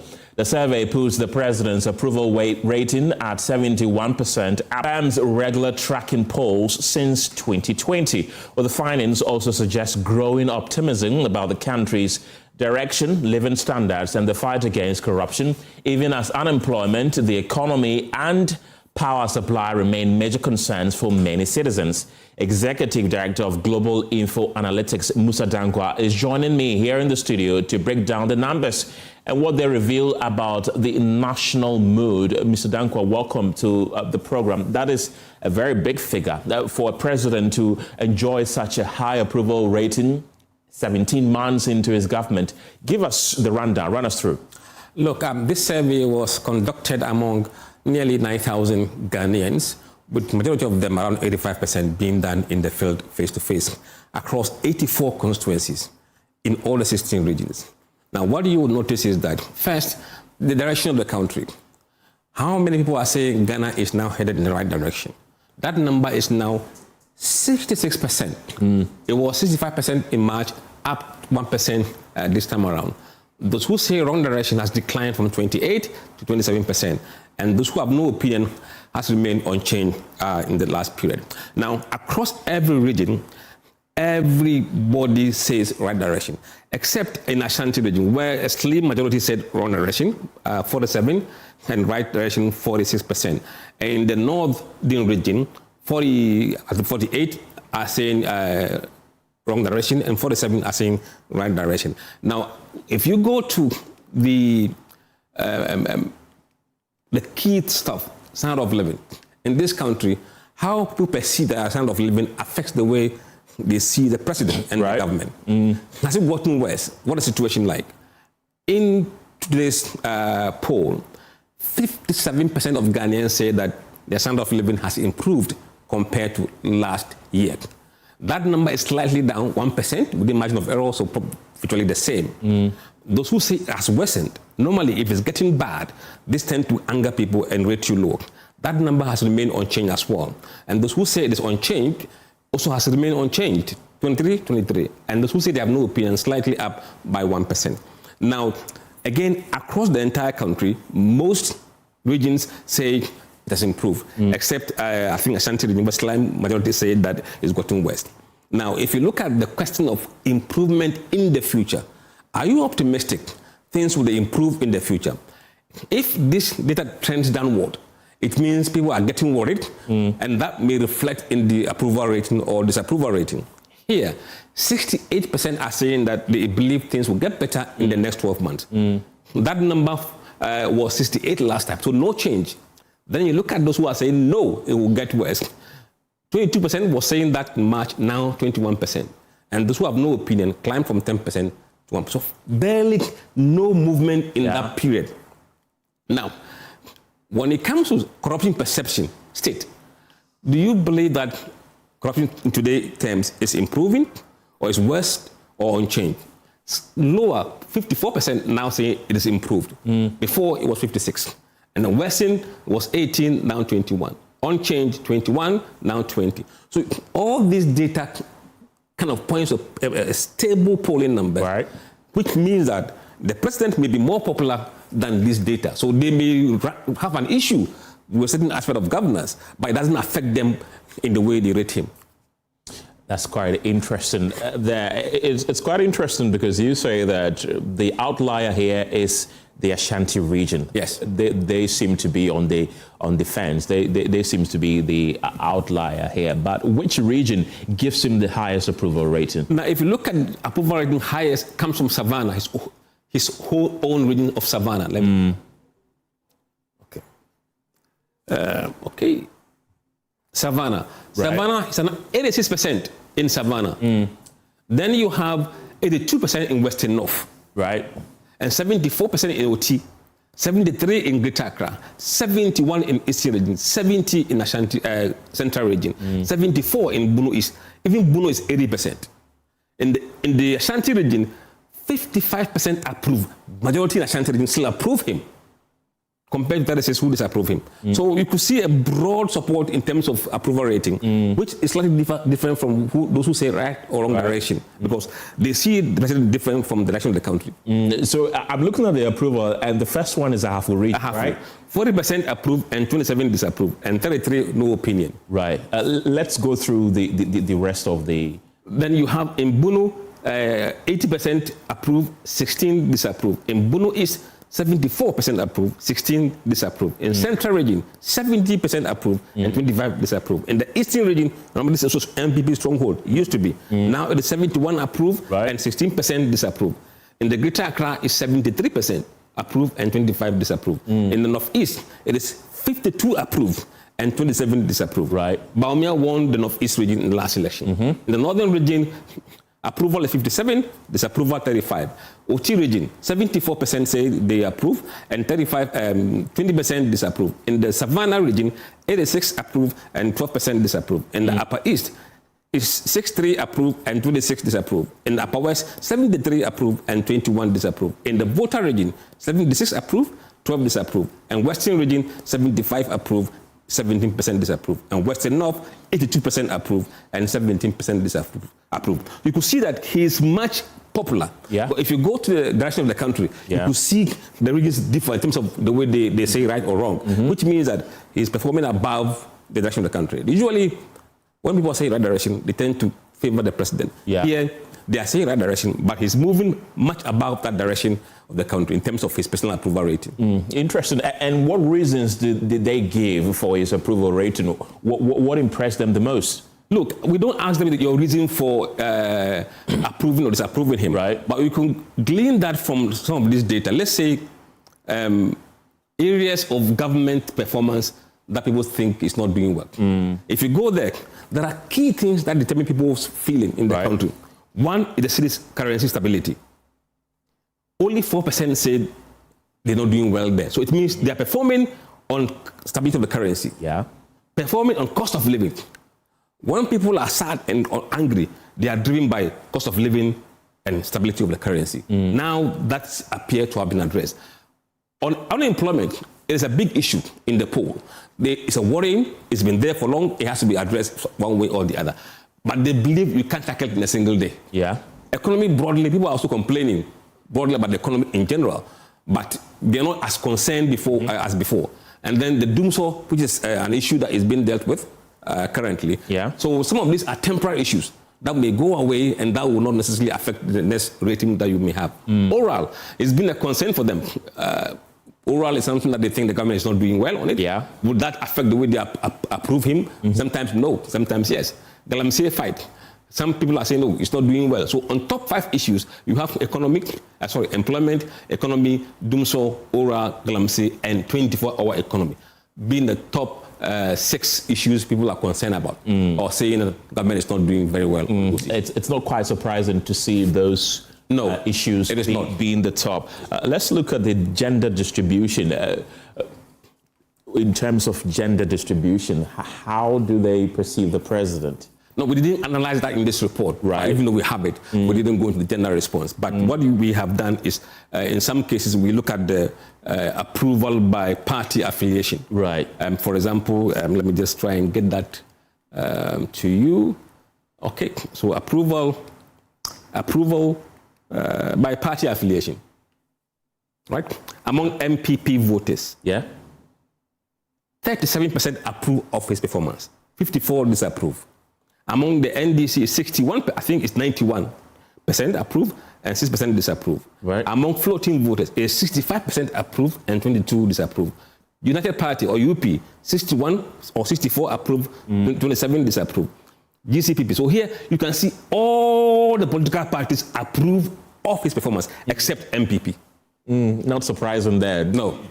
Looking at these figures, do you think these are the highest approval rating for a government who has been in office for a year and a half since you started polling? Yes. From us, since 2020, when we did the first tracking poll, we've never hit that number approval at any point in time. There may be some snapshot that is not tracking, that you may have maybe 80%. Those are not really tracking poll. But this is the first time we've seen a tracking poll, 84 constituencies, that anybody has hit 71%. What more do we have to know from your latest polling? Look, we have an interesting aspect as well in terms of corruption perception index. We ask people, which public institution do you see or perceive to be corrupt or least corrupt? The top institutions that are seen to be corrupt still remain the Ghana Police, 6.45%, followed by the Ghana Immigration Service, 5.6%, and we have business executives being 5.4%. 4.5%. Okay, so I want you to go back for me. So does it mean that the lower you are on the chart, the most corrupt you are? The lower your score. The lower your score. So the higher your score, the most corrupt you are. Yes. So the lowest score comes from ministers to government officials. 4.54. Presidency, 4.84. The military, I think it was 4.6 or so. And then religious leaders are also 4. So these are the lower you go from here, you see that the scores get higher and higher. We are the most corrupt. That's quite interesting to have the Ghana Police Service. We also have business executives, judiciary, immigration officers being the most corrupt per your latest survey. That is quite interesting. Let's go to the next slide. Now, what we also have to bear in mind is that you may have remained at the top of the ranking, but your score is improving. The Ghana Police Service before were 6.68. Now 6.45. So they are improving, even though they're on top. If you look at the Ghana Immigration Service, they were 5.81. Now it's 5.6. They are improving. So if this continues to improve, it means general perception of corruption among those institutions may improve over time. And the last one that I want us to look at before we go, Musa, is party affiliation. I see that the party affiliation dynamics look quite interesting. If you can quickly run us through it. There it is. Here we are. Yes. On the average, randomly sampled people on the street of Ghana today. If you speak to 100 people on the street, 47 of them will openly say they are NDC. That number was 45% in the last poll. It's gone up by 2% in June. In May, openly saying they are MPP was 25% in March. Today, it is 26%. This is the first time we've seen this number rise up since the election. So we've seen some recovery for the MPP June this time around. Those who say they are floating voters, they've declined from 17% to 16%. And those who support the other parties remain flat.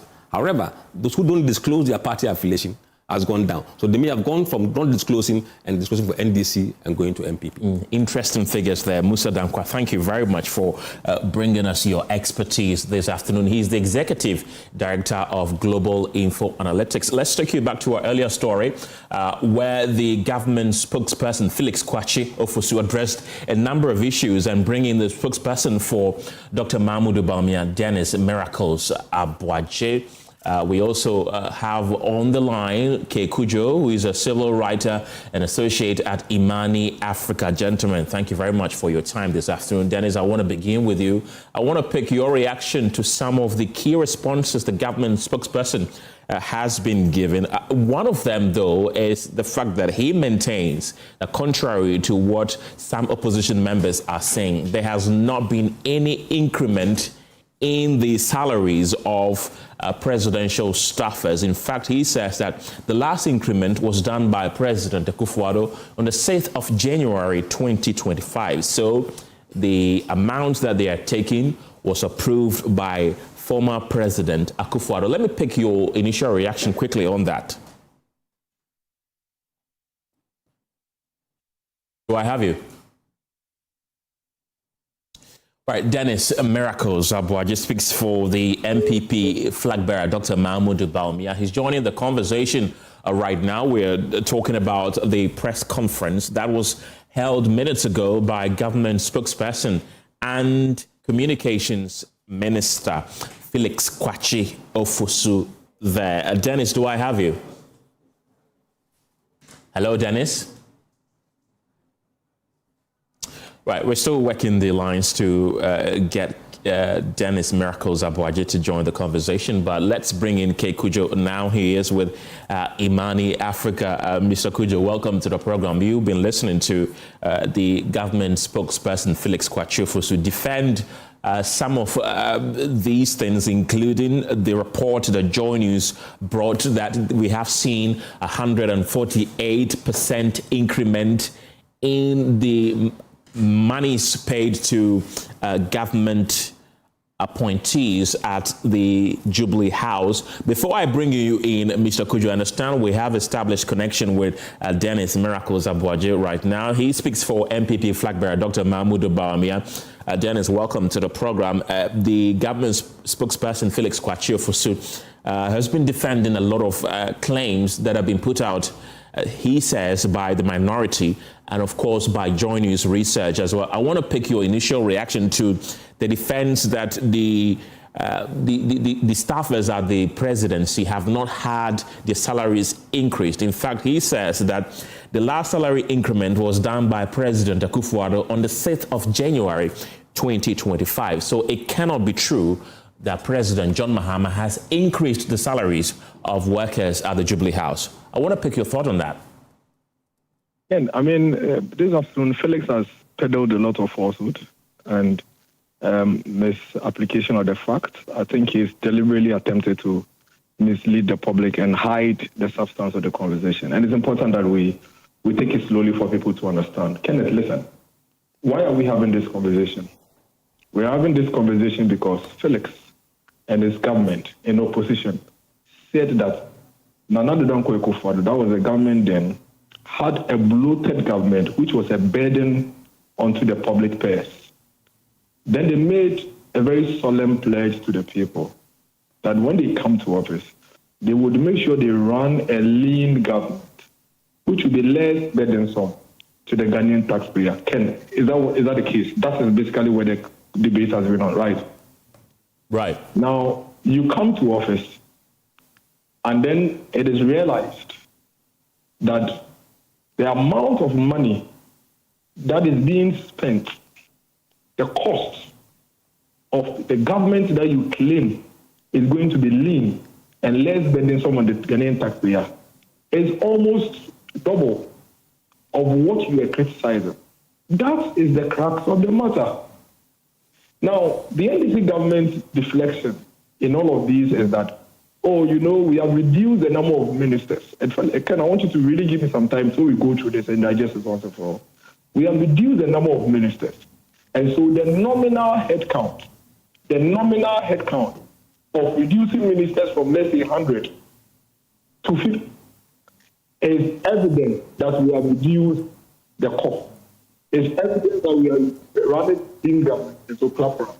And that is where Felix is stabbing his own way. That is where the bull is caught by it, and I explain to you why. Having 1,000 ministers, let me give you the realistic numbers. If the NDC government was to have 100 and how many MPs do you have in Parliament? 187 or whatever members of Parliament they have. If they should even make all of them ministers, and they run on the principle that the Akufo-Addo government ran, it would be zero burden on the Ghanaian taxpayer. And I explain to you before I come to the other issue. And Ken, I want you to follow me. You know Honorable Kandapa was defense minister for a very long time. Yes. And you know Honorable Kandapa was not a member of Parliament. Yes. I mean, he was National Security Minister, and he wasn't a member of Parliament, right? You know Honorable Esiama, the then Transport Minister, was not a member of Parliament. Now, these ministers, who are cabinet ministers, but were not members of Parliament, they are the ones who are drawing on salary under Office of Government Machinery under the Akufo-Addo government. Now, let me take somebody like Honorable Kojo Oponkroma and Honorable Dominic Nitu. Dominic was defense minister, is that right? Mm-hmm. But Dominic was member of Parliament for the people of Bimbela. I can tell you for a fact and put it on record. Call Felix and let him give you contrary evidence. Dominic Nitu never received any salary throughout his entire tenure as minister from the Republic of Ghana, other than his salary as a member of Parliament. Zero. Indeed, let me even draw your attention to an interesting statistic. Kandapa, who was National Security Minister and was drawing his salary directly from Office of Government Machinery, was earning more in terms of salary as the minister who is drawing from Office of Government Machinery than Dominic Nikiwu, who was drawing on a legislature salary as a member of Parliament. And these are details of the fact that we have not been able to get people to really appreciate. That Akufo-Addo may have had even 200 ministers. As long as 190 of them are members of Parliament, there was no cost burden in terms of compensation and salary to the Ghanaian taxpayer. Let's put that on the record. And I can challenge Felix or anybody in government to bring counter-proof. That is what it is. Now, Felix also peddled a certain falsehood this afternoon that, MPs, ministers have received top-up salary. That is absolute falsehood. In fact, let me explain something to you. You remember the double salary saga? I do. Great. The double salary saga came about as a result of this model in government, where, let's say, Honorable Haruna Idrisu, Minister of State, at the same time Member of Parliament. What brought about the double salary saga was that before Akufo-Addo came, the MPs who were also ministers will draw on salary as MP and go under Office of Government Machinery budget to draw what they call top-up salary. So when the person is a minister, at the end of the month, he receives top-up salary from the Office of Government Machinery and receives salary from the legislature, which is Parliament. Under the Mahama #1, what brought about the double salary was that all the MPs who were ministers were drawing on full salary under Office of Government Machinery and at the same time taking full salary as members of Parliament, which is a crime. Because in this country, one person cannot be drawing double salaries under the laws of the country from the Republic. Now, the convention was that you would take the full salary from Parliament as an MP, and then you go and take a top-up as a minister from Office of Government. But under Akufo-Addo, I am telling you today, on record, that all MPs who were ministers received no other salary from Office of Government Machinery other than the salary that they got under Parliament. Dennis. Hold on, Ken. At some point, a cabinet minister like Kandapa would earn more than an MP and Minister for Defense, Dominic Netiwu. Now let's come down to the substantive matter of the compensation. I don't know what Felix is even talking about. Ken, you were complaining about 153 million that the NPP government was paying as compensation, which you felt was too large for the taxpayer. Today, 2026, your compensation bill is about 248 billion. And your explanation is that you did not set it, and that a certain emolument committee set it, and so it is not your fault. Then you come on the other side and tell the people that, but we have reduced the number of ministers. I've just explained to you that reducing the number of ministers does not, or increasing the number of ministers, as long as they are MPs, does not bring any burden to the taxpayer in terms of compensation. In the current scenario, you have reduced the number of ministers, which is true, but you are spending more on the left government half than the previous government, whether you like it or not. You are spending 248 billion. When the previous government that you claim was spending too much, spent 153. So what exactly is Felix defending? Right, Dennis, I need some clarity. I'll give you time. I need some clarity here. Did you say that during President Akufo-Addo's time, MPs who doubled as ministers took only salaries as MPs and didn't draw salaries as ministers? Is that what you're saying? Yes. They were paid because I know, and Felix explained that is the same that is happening under this administration, that if you double as an MP and a minister, you take one salary, but your salary is a bit higher than one person who is an MP. But you are saying that it wasn't the case during Akufo-Addo's time, and that they were only drawing MP salaries, though they were cabinet ministers. In fact, the cabinet ministers who were not MPs were earning more than MPs who even double as ministers. You can check it later. So let's even stand now and work with Felix's logic.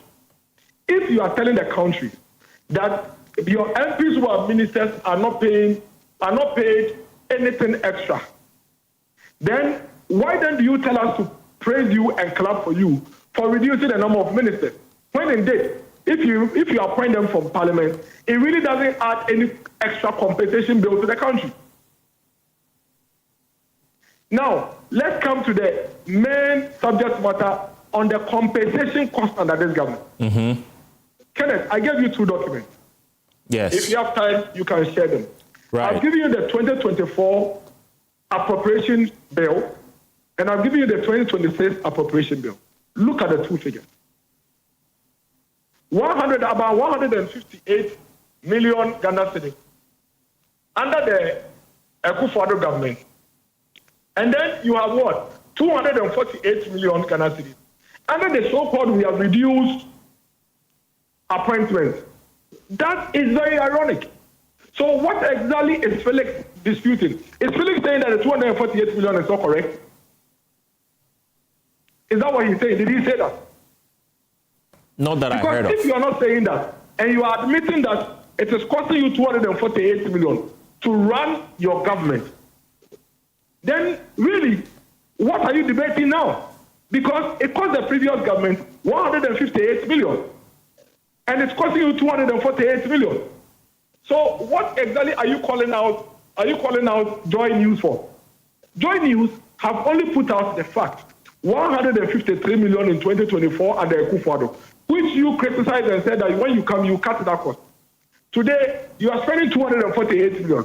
What is Felix explaining away? You have failed to fulfill that simple, singular promise, which is within your purview, by simply ensuring that to the Ghanaian taxpayer, your government is spending less than was spent by the previous government. It is a bare-faced failure. What exactly is he defending? If you can help us. Right. I'm going through that document that we projected on our screen a while ago, but it has here that goods and services under Akufo-Addo's government was in excess of 900 million Ghana cedis, and goods and services here is 749 million Ghana cedis. Are we done with the compensation? Are we done? They are talking about two different things. If we are done with the compensation, then we can go to that one. Are we done? As for compensation, remember, compensation budget, you can't reduce or increase it. You will pay the people. You can't come to them midway and say, oh, I won't pay you. You will pay them. It's static. Remember, goods and services, you may not necessarily have to buy the A4 sheet you budgeted for. Okay. So that's a budget. You may not necessarily expend it, but compensation, you would expend it. That is why I'm asking you, are we clear that this government has failed this republic when it comes to that simple promise of cutting costs in terms of running government, and that they are running almost double of how much they criticized in the past government? It's important that we stay in that context and finish that conversation first. So your point is, despite them cutting down the head count, the amount spent has ballooned. But Kenneth, does it make sense for you to come and tell me? Let me give you a quick example. Adom TV has 1,000 employees. Joy News has 500 employees. Adom TV, for their 1,000 employees, they are spending 10,000 Ghana cedis. Joy News, for their 500 employees, are spending 20,000 Ghana cedis. But Joy News will go and tell Kwesi Chum that they are running a smaller staff, and that they are running a much more efficient, cheaper staff. Does it make sense? Does it make sense to you? That the previous government that you criticize had more staff, but we're spending just 153 million. You have less, and you are spending 248 million. And you say we should clap for you for what? We should lash you for deceiving the people and betraying the people. Because for the taxpayer, it is not about the head count. It is about the cost to their pocket. Because what would the taxpayer care about if you are getting 1 million people work for you for free? If 1 million people are working for you, you appoint 1 million people, and they work for you for free, would the taxpayer be concerned about that? Surely not. So if you come and you reduce appointment by 100 appointees, but you are spending 100 million more than the previous government, you deserve to be last. Rather, you don't even, you have a lot of gas to even be talking about this, because it's a complete betrayal of the people of this country. You love the people, misled the people when you're in opposition, only for you to come to government and come and otherwise. That is what we are talking about. And we are not going to allow Felix to talk this away and explain this away. He has no explanation. The numbers are there. And the numbers are doing the talking. So, Dennis, what would you rather this government did? You see, the point is this. You see, when you are trapped by your own words, nobody should advise you what you should do. Ken, I told you before, when you go and pick Akufo-Addo's number of ministers, there were more than this government's number of ministers. But Akufo-Addo's ministers had almost about 80 to 90% of them from parliament. You understand what I'm saying? 80 to 90% of them from parliament. And in terms of compensation, under Akufo-Addo, any MP who is a minister was not paid any extra money. So it was no burden to the taxpayer. I would always prefer a president that can decentralize the responsibilities in this manner without it burdening the taxpayer than a president that will lie, that they will do some extraordinary things and come and spend more. That is what we are talking about. The difference between the MPP is that we're able to get more people to work for 153 million, and the NDC are using less people to work with 248 million. That is like a Kwashiorkor government. You know what Kwashiorkor is? The child that has a very lean body, a very small body, but has a very bulky stomach. He's very small, but he has a big taste. That is what this government is. A Kwashiorkor government, small in size, big in taste. That betrayal cannot be allowed to be explained away. Dennis Miracles Abwaja, thank you very much for your time this afternoon. He speaks for MPP flag bearer, Dr. Mahmoud Bawumia. Let's bring in K. Kujo from Imani Africa. Mr. Kujo, welcome to the program. What is your assessment so far of the explanations given by government spokesperson on these key issues? Let's start with the monies that are being paid to presidential staffers. He says that those amounts were not set by this president, but by the previous president. And he has explained that, in fact, in nominal terms, the headcount, you've seen a reduction of the number of persons employed at the Jubilee House compared to the previous administration. Hello, okay, Kujo, do I have you? Yes, hi. Yes, you have me right on here. Right. Good evening or good afternoon to our listeners and viewers. I think JoyNews raised a very important national interest question. If you look at the analysis report, compensation allocations of approximately 100 million Ghana cedis in 2025 and 248 million Ghana cedis in 2026, which was definitely going to lead to an increase of about 148%. Right. You know, that is correct. Yes. And I think as a national interest question, it has allowed further conversations and forced the presidency to respond accordingly. But the critical question here is the increase proves one thing. You know, compensation increased. And what it does not automatically prove is equally important. It does not prove more staff or more appointees or a larger presidency. It does not prove waste or inefficiency or deception. Because if we should look at how this conversation started in the first place, I think the debate combined three separate issues and treated them as one. It combined staffing, compensation, and value for money. And they are related, but they are not the same thing. It's important to get that right. These three things are related, but are not the same thing. So a rise in compensation does not automatically mean a rise in staffing. Right. And it's the same way a reduction in staffing would not mean lower expenditure. But neither of them settles the value for money debate. And the staffing records are there. It shows that personnel attached to the presidency increased from 678 under Mahama in 2013 to 998 under Akufo-Addo in 2017 and 1,048 in 2022. So if we look at the current figure reported under Mahama, it sits at 808. That's 808. And that means that the current presidency has 190 fewer personnel than Akufo-Addo's 2017 presidency and 240 fewer than Akufo-Addo's 2022 presidency. You know, this is an official record. Right.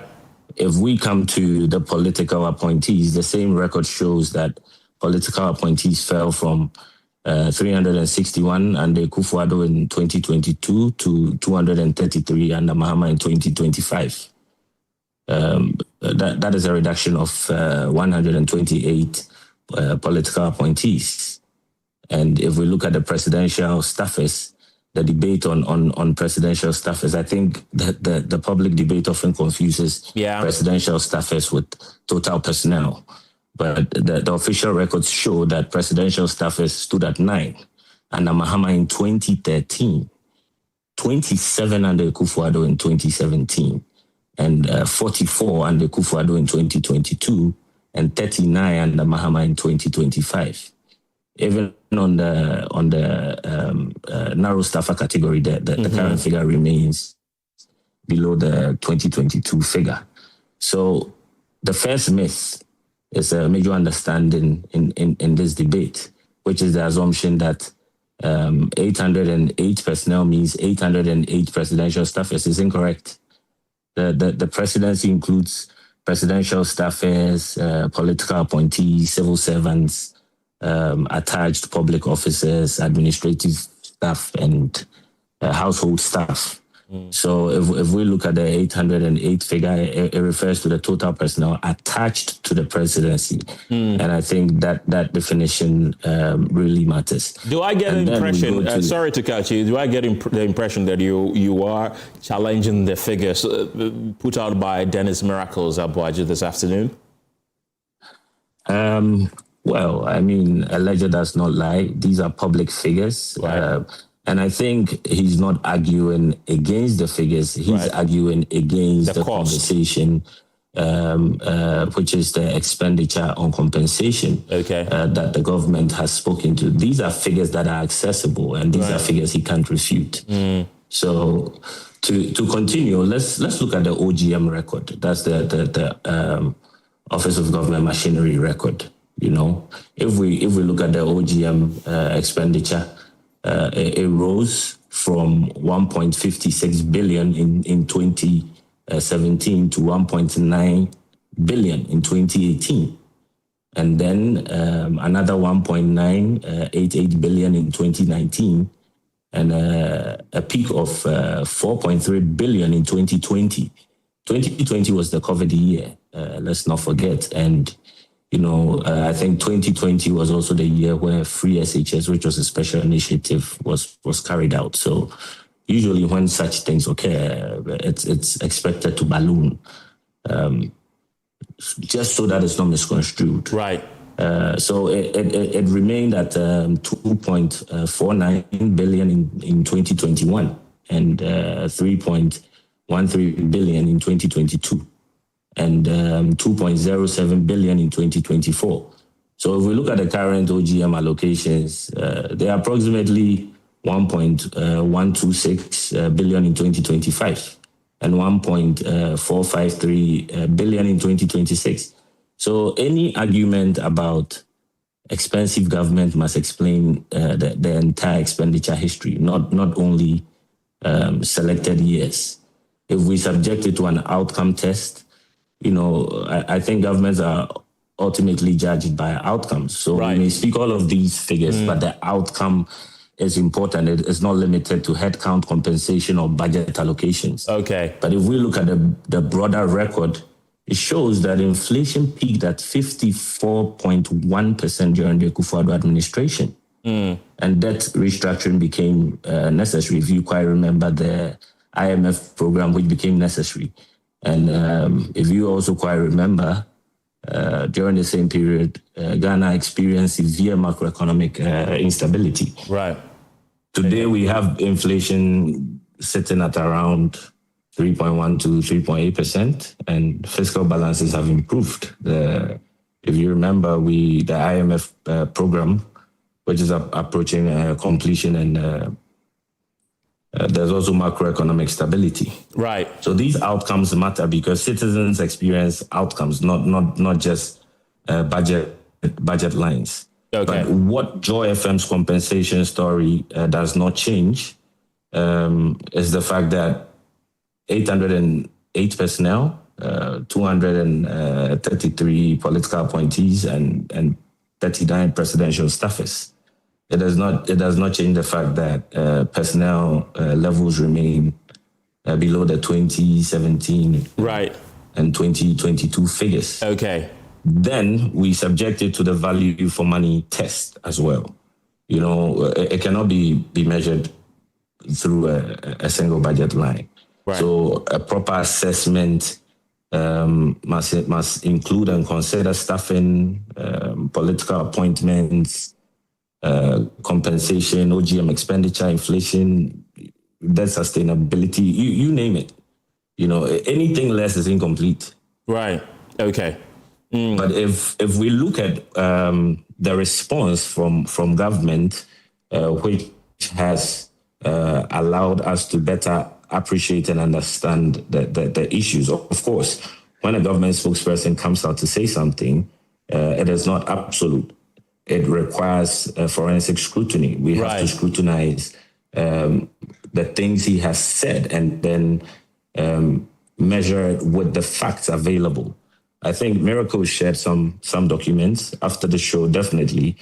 Some of us will peruse those documents and then probably use it as a benchmark against what the spokesperson said. But I think what is clear is that the increase does not automatically prove a larger presidency. Okay, Kujo.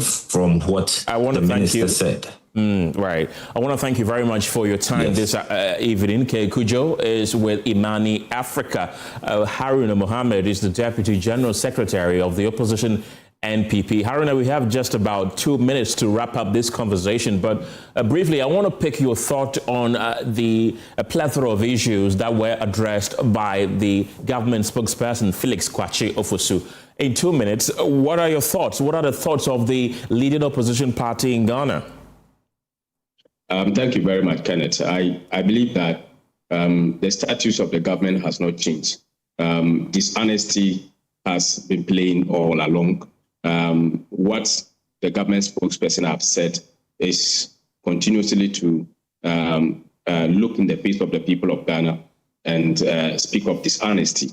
The data is there as is presented by Miracles. We are speaking to the data, and that is why the NDC is afraid. They are very much afraid when it comes to data. I've also listened about outcomes and all that. You see, when we are measuring outcomes, I'm surprised that the person who has just finished speaking was rather talking about outcomes and talking that nothing really has changed. They can measure that the number of ministers or number of staffers have reduced here and there. These are outputs. They are not outcomes. The outcomes are, if you have 120 and now you have 80, what is the implication on the purse of the people of Ghana? The output is that there has been a number of reduction of the people in terms of the work compensation.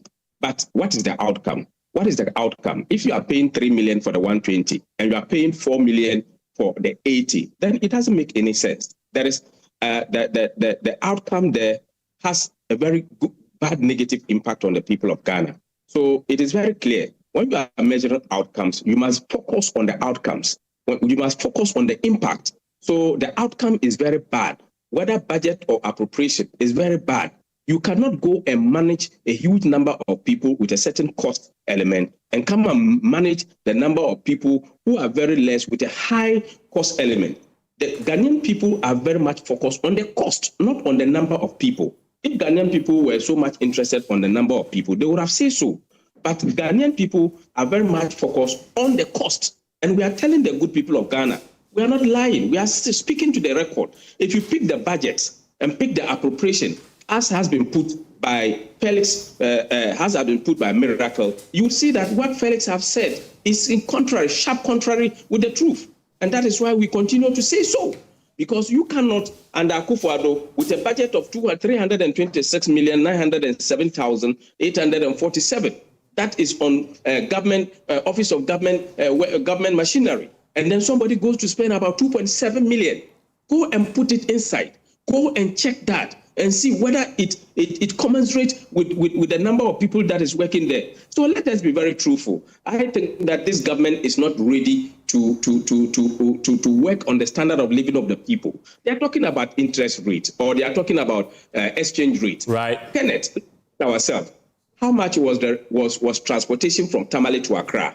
From Tamale to Accra was somewhere 210 Ghana cedis when we were leaving office. Today, how much is it? It's 360 Ghana cedis. At the time we were leaving office, what was the exchange rate? It was somewhere around 14, right? So if the exchange rate was around 14, today it's around 11. I was paying 210 Ghana cedis to transport myself from Tamale to Accra. Okay. And today the exchange rate is down. Today it's 350. You are telling me that the cost of living has come down because there is a reduction in exchange rate. That is not true. Again, I live in Accra. We pay rent. You tell yourself, ask yourself, how much rent do you pay as compared to the last 3 years when Akufo-Addo was the president? So nothing really has changed. Things has rather worsened. We have gone to the west, and these people are not honest enough to even apologize to the good people of Ghana. But they continue to speak and talk to us as if we are children. I think that we need an apology from the president. Haruna Mohammed, grateful for your time this evening. He's the Deputy General Secretary of the Opposition MPP. Away from that, across Ghana, many trained female teachers remain unemployed despite growing opportunities in the digital economy. To help bridge that gap, the Women Educators in Internet and Technology, known as WATEC, is equipping women with digital literacy, artificial intelligence, educational technology, and entrepreneurial skills to prepare them for new careers beyond the traditional classroom. Implemented by Dream Oval Foundation with support from the Internet Society Foundation, the program has so far trained more than 180 women through mentorship, practical learning, and placements within Ghana's edutech ecosystem.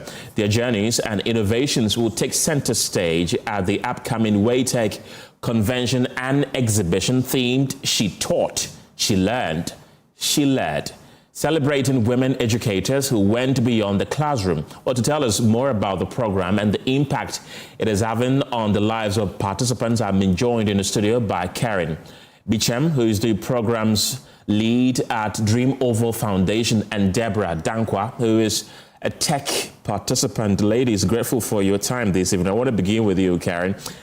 Tell us a bit more about WATEC and why anybody should be a part of it. Okay.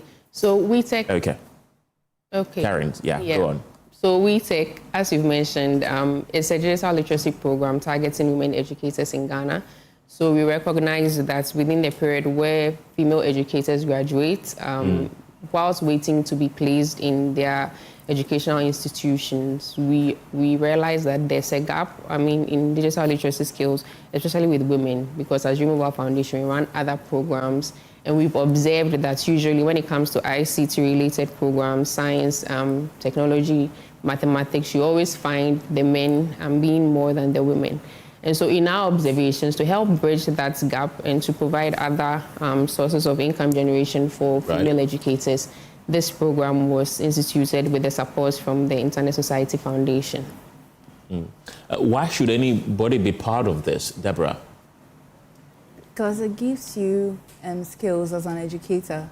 It gives you skills relating to technology, and then you are able to apply these technology skills outside of the classroom. So women all around Ghana would have a great opportunity if they take part in this course. I want you to tell us what was the motivation behind the introduction of this particular program?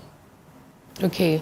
So as I mentioned, based on our experience organizing digital training program for teachers in Ghana, we observed that usually with such programs, you find male participation being significantly higher than women. We also observed that during periods, we find that when the teachers are done with their education in the colleges, they have to wait for long periods of time before they end up being employed. And so to create an avenue where they themselves can start other educational programs by themselves by doing online educational content for students, parents, for even schools to be able to access. That's the reason why this program was instituted. And the main focus was to train them in digital literacy, educational technology. They went through programs around online presence, entrepreneurship, specialized transitional tools for teachers, yes. So these are some of the courses that they did during the program. There are familiar programs like this with women told or projected as leading these projects. What makes this one different from the rest? Deborah? So it's very practical. When I joined the program, I thought I was just going to join another online course and it would be very theoretical.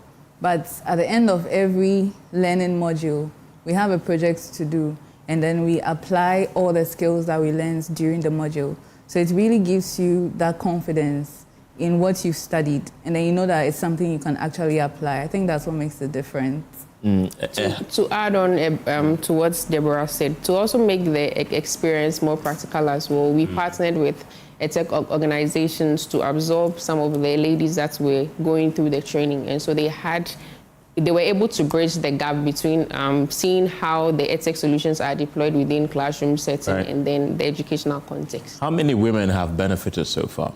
So, as mentioned, we have over 1,000 people who registered to join the program. About over 150 of them participated, but those who are graduating at the end of the program are 100 women who have gone through 3 different cohorts. We have 49 from cohort 1, 15 in cohort 2, and then 36 from cohort 1. So together we have 100 of them. What should we expect from the convocation and the exhibition? Deborah, would you want to answer that? Okay, so most of my colleagues would be exhibiting what we did for our capstone project. Yeah, so you could expect very wonderful projects that are solving problems in education, in the classroom, yeah.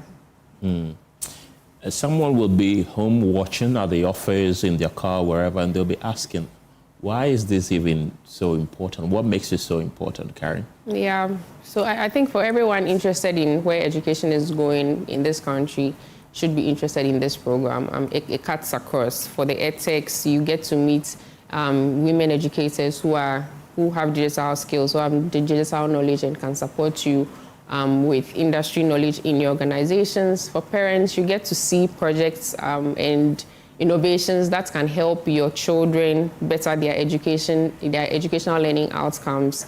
For the general public, you get to see some of these solutions being exhibited right at the place, and these are solutions that the ladies themselves have come up with based on problems they have recognized within the educational environment, and they're coming up with solutions to these problems. Deborah, you were a participant. At what point did you decide that you wanted to be part of this, and how transformed have your life been since you did? Okay, so I used to teach, and then I decided I wanted to transition into educational technology. So around that same time too, that's when I found the advertisements for the course. And looking at the description of the course that's about educational technology, you'd get the opportunity to understudy an EdTech. I thought it was a good opportunity. So when I joined, I was not disappointed. And that's why I decided to join, to get more skills related to EdTech. And now that you've gotten those skills, would you say this has transformed your life? And if yes, how? It has, because I've been able to work on a software, like develop a software that I would be exhibiting on Wednesday. Okay, I'm interested in that. Tell us about it. What's that software? What does it do?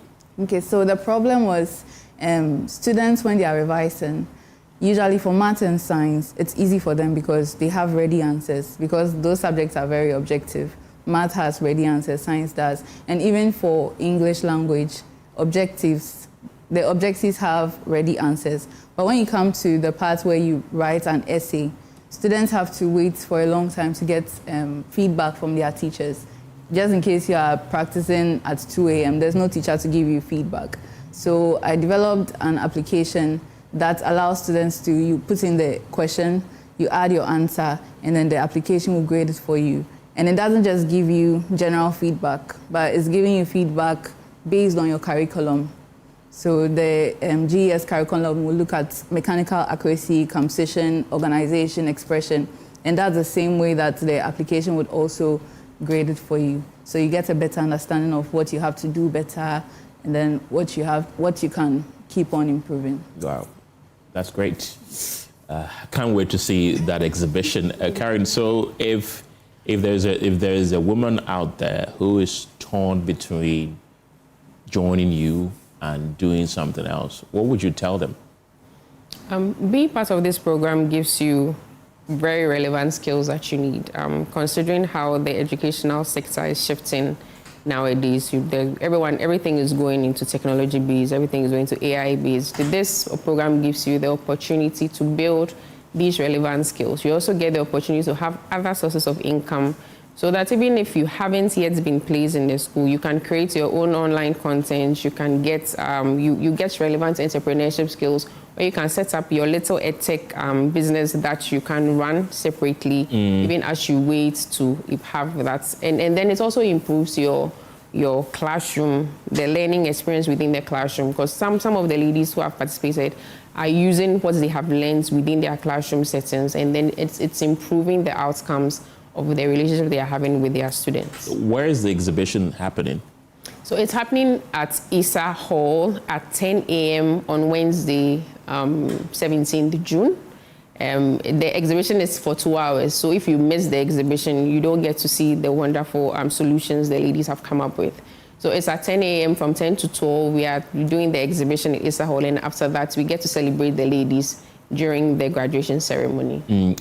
I'm looking forward to the exhibition Deborah says she has on the day. But tell me about previous experiences. This is not the first time it's happening, is it? This is the first time it's happening. Oh, this is the first time it's happening. So this is our pilot project.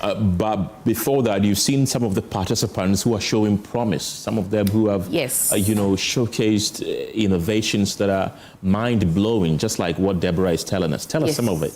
Okay, so we have platforms around early childhood education. So for some of them, they've come up with really engaging way to get children at the early age between 0 and 5 years to get excited about mathematics, to create that foundation.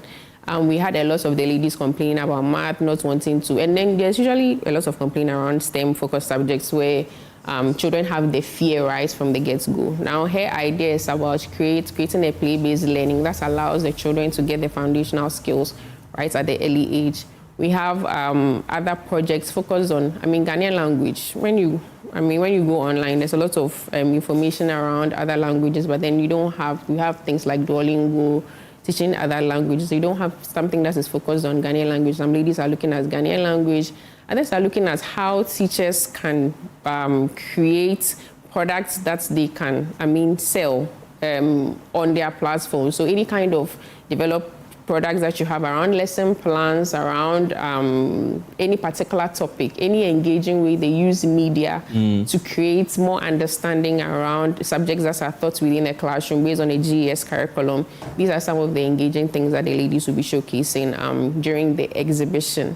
Another key thing is also some of the ladies have gained employment with some of the edtechs that they did and study with. And so these are real impacts that we've experienced with the ladies who have participated in the program. I can see that a lot of innovation will be on display on that day. Is there a prize for the best person on the day?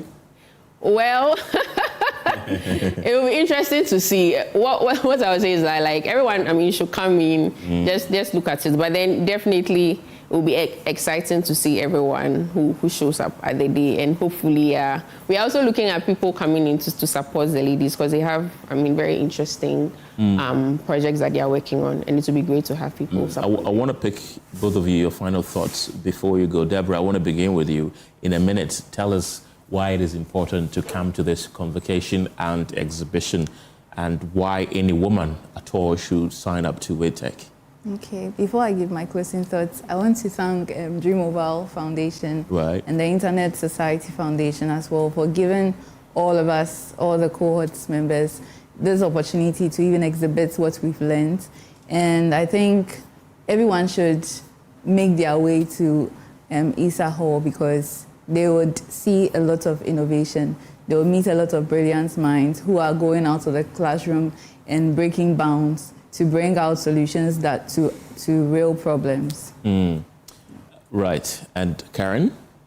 Yeah, it's going to be exciting. We are really happy that we get to do this with female educators. They are wonderful, brilliant minds, as she's mentioned.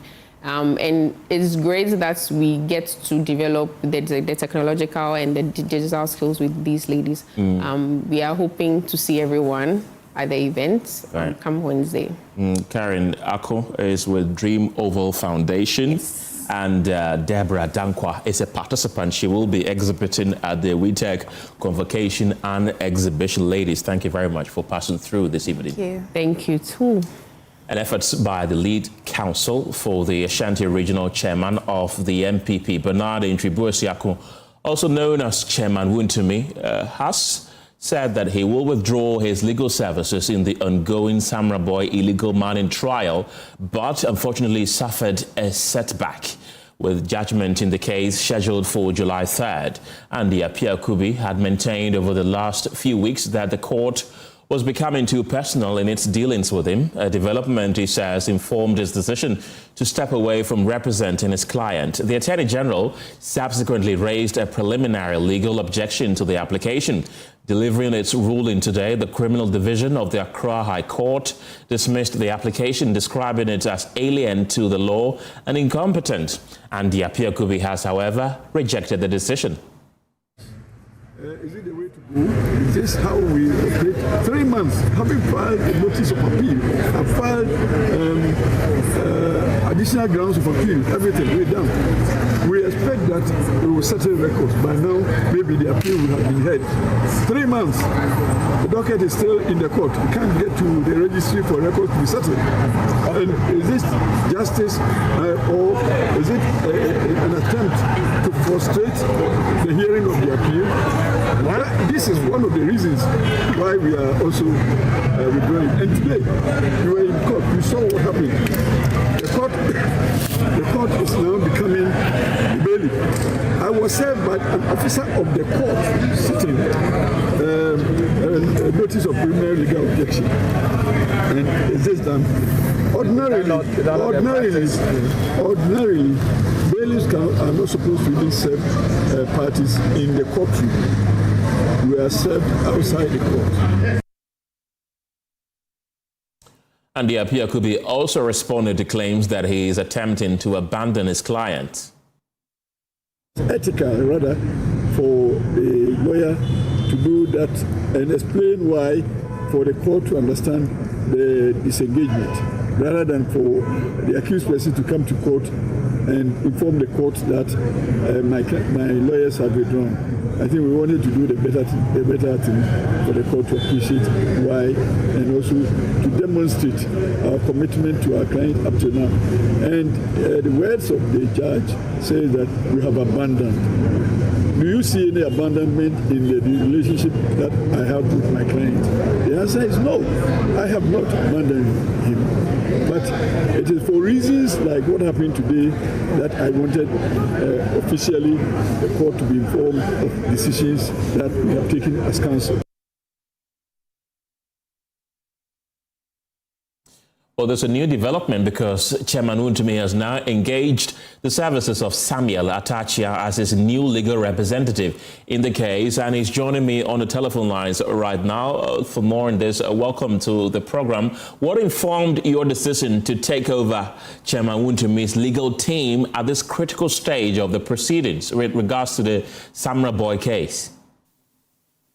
Well, when justice is in jeopardy, and you can see that the consequences are very dire for Chairman Wontumi, I do not have any choice.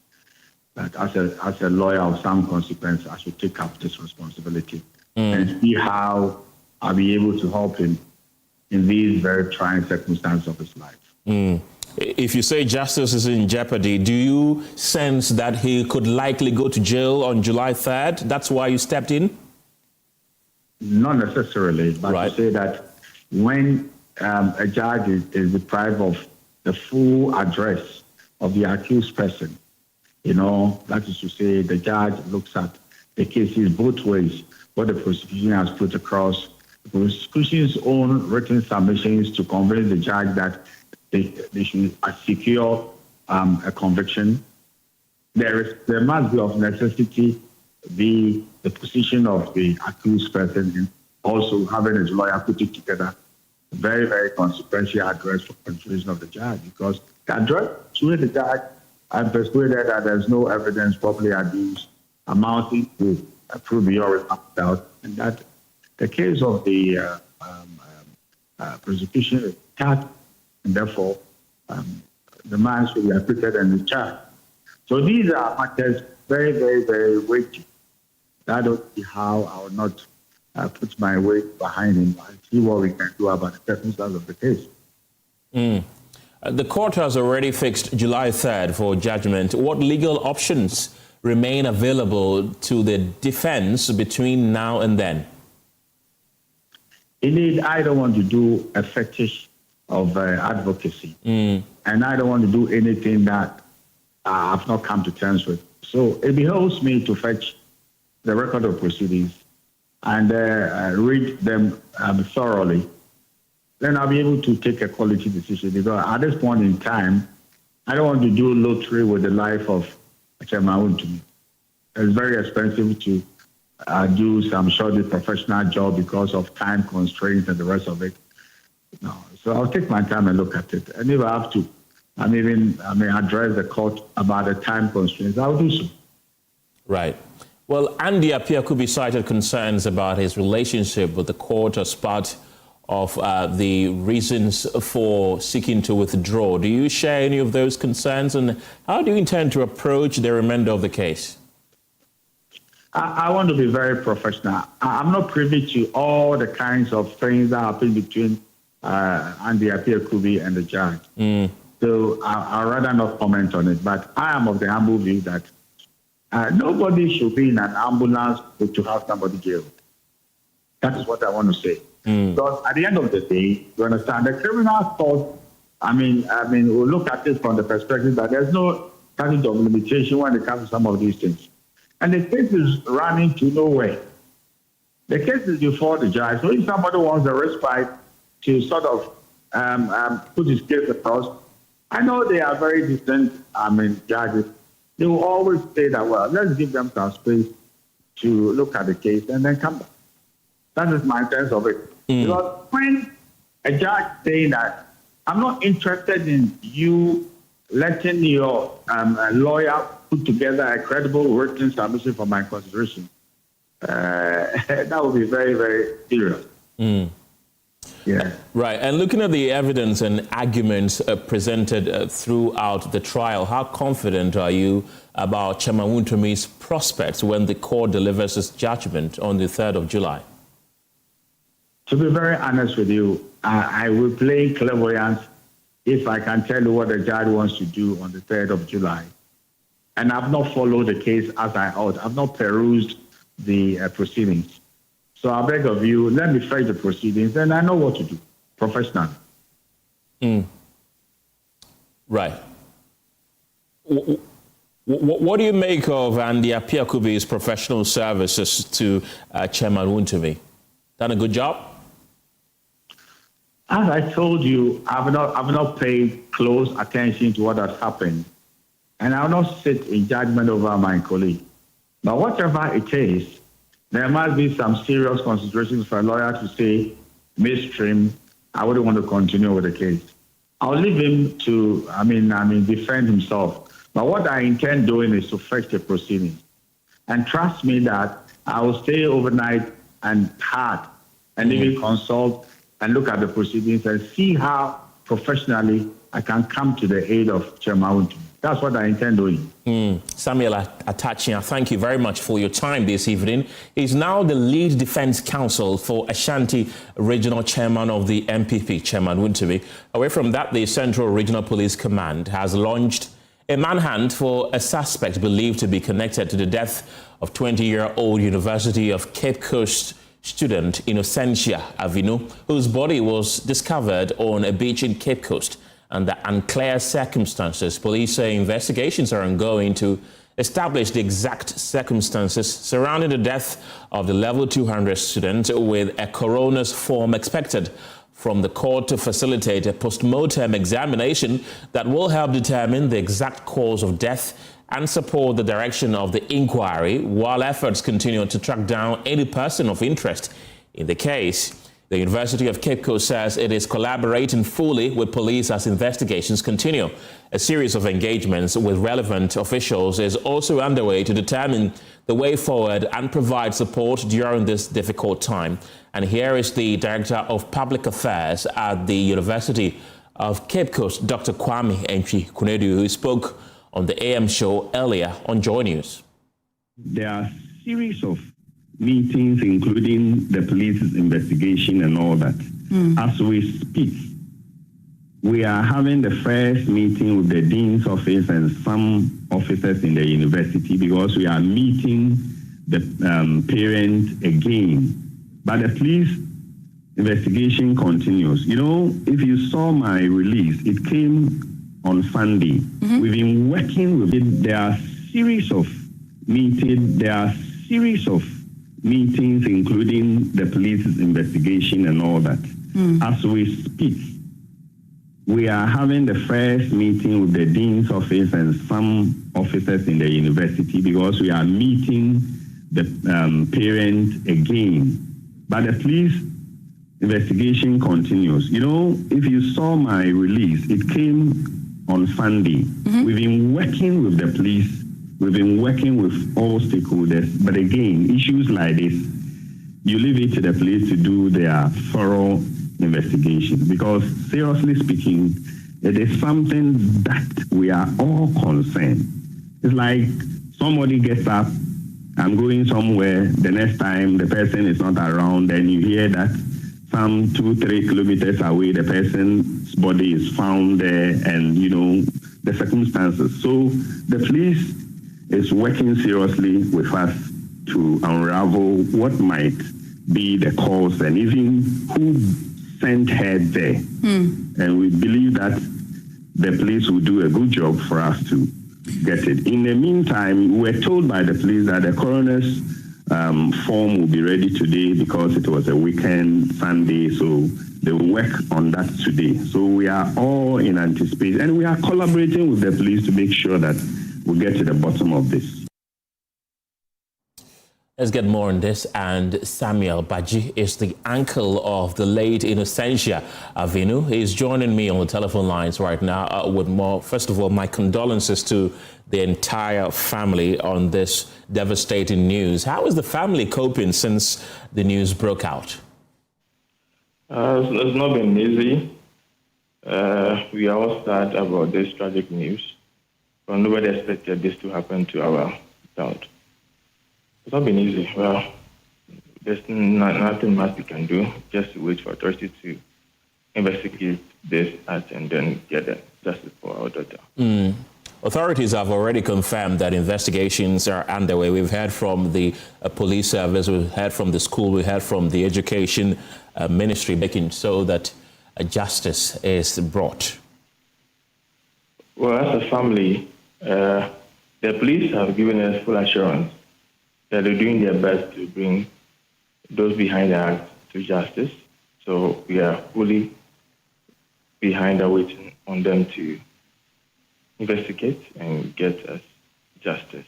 So as a family, we cannot say we are doing any other thing aside waiting authorities to do their work. Yeah. Right. For those who do not know the late Innocentia, how was she like? She was a calm person, respectful, and not the type who would say like going out and all that. Yeah, that's what I can say. It's unfortunate that this happened to our daughter, who we know very well, not a decent type. But it's unfortunate. They have to come to terms with this tragic news. Well, of course, stories have already started coming up. People are even suggesting that he went out with a certain older person. What has the family been able to establish? Do you have any prior evidence to these claims that she did that? Social media and their ways of doing things. This unscrupulous bloggers, as they say. Right. Are the ones doing all these things. So there's no truth in that. Did not step up with any older or rich man as they are peddling. Right. That is total falsehood. That should be disregarded. Do you have any word for authorities who have launched investigations into the matter? Well, since I've gotten full assurance from the police service, and I trust them, they are doing their best, and we are waiting on them patiently to get justice. That is right. Samuel Baji, thank you for your time this evening. My condolences once again to the bereaved family, and may the soul of the late Innocentia rest in peace, and may her memory be a blessing. That's it for the Pulse this evening. For more news, you can log on to myjoyonline.com. The news team returns at 7 p.m. with News Prime. I'm Kenneth Gyasi. Have a good evening.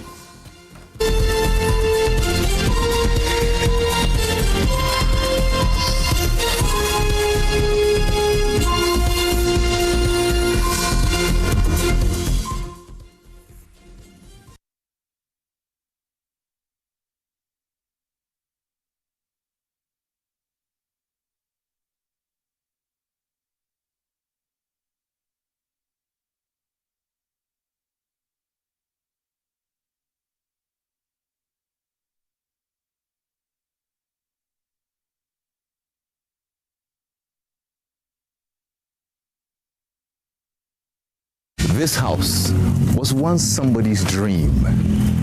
A 3-bedroom home filled with family, laughter, kids playing around. But today, it's akin to an eco park. Weeds, plants, snakes. It's all falling apart. Join me on a journey to put this house in good shape.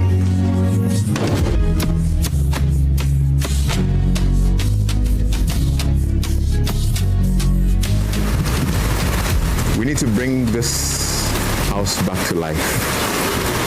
Yes, we will. Let's do this.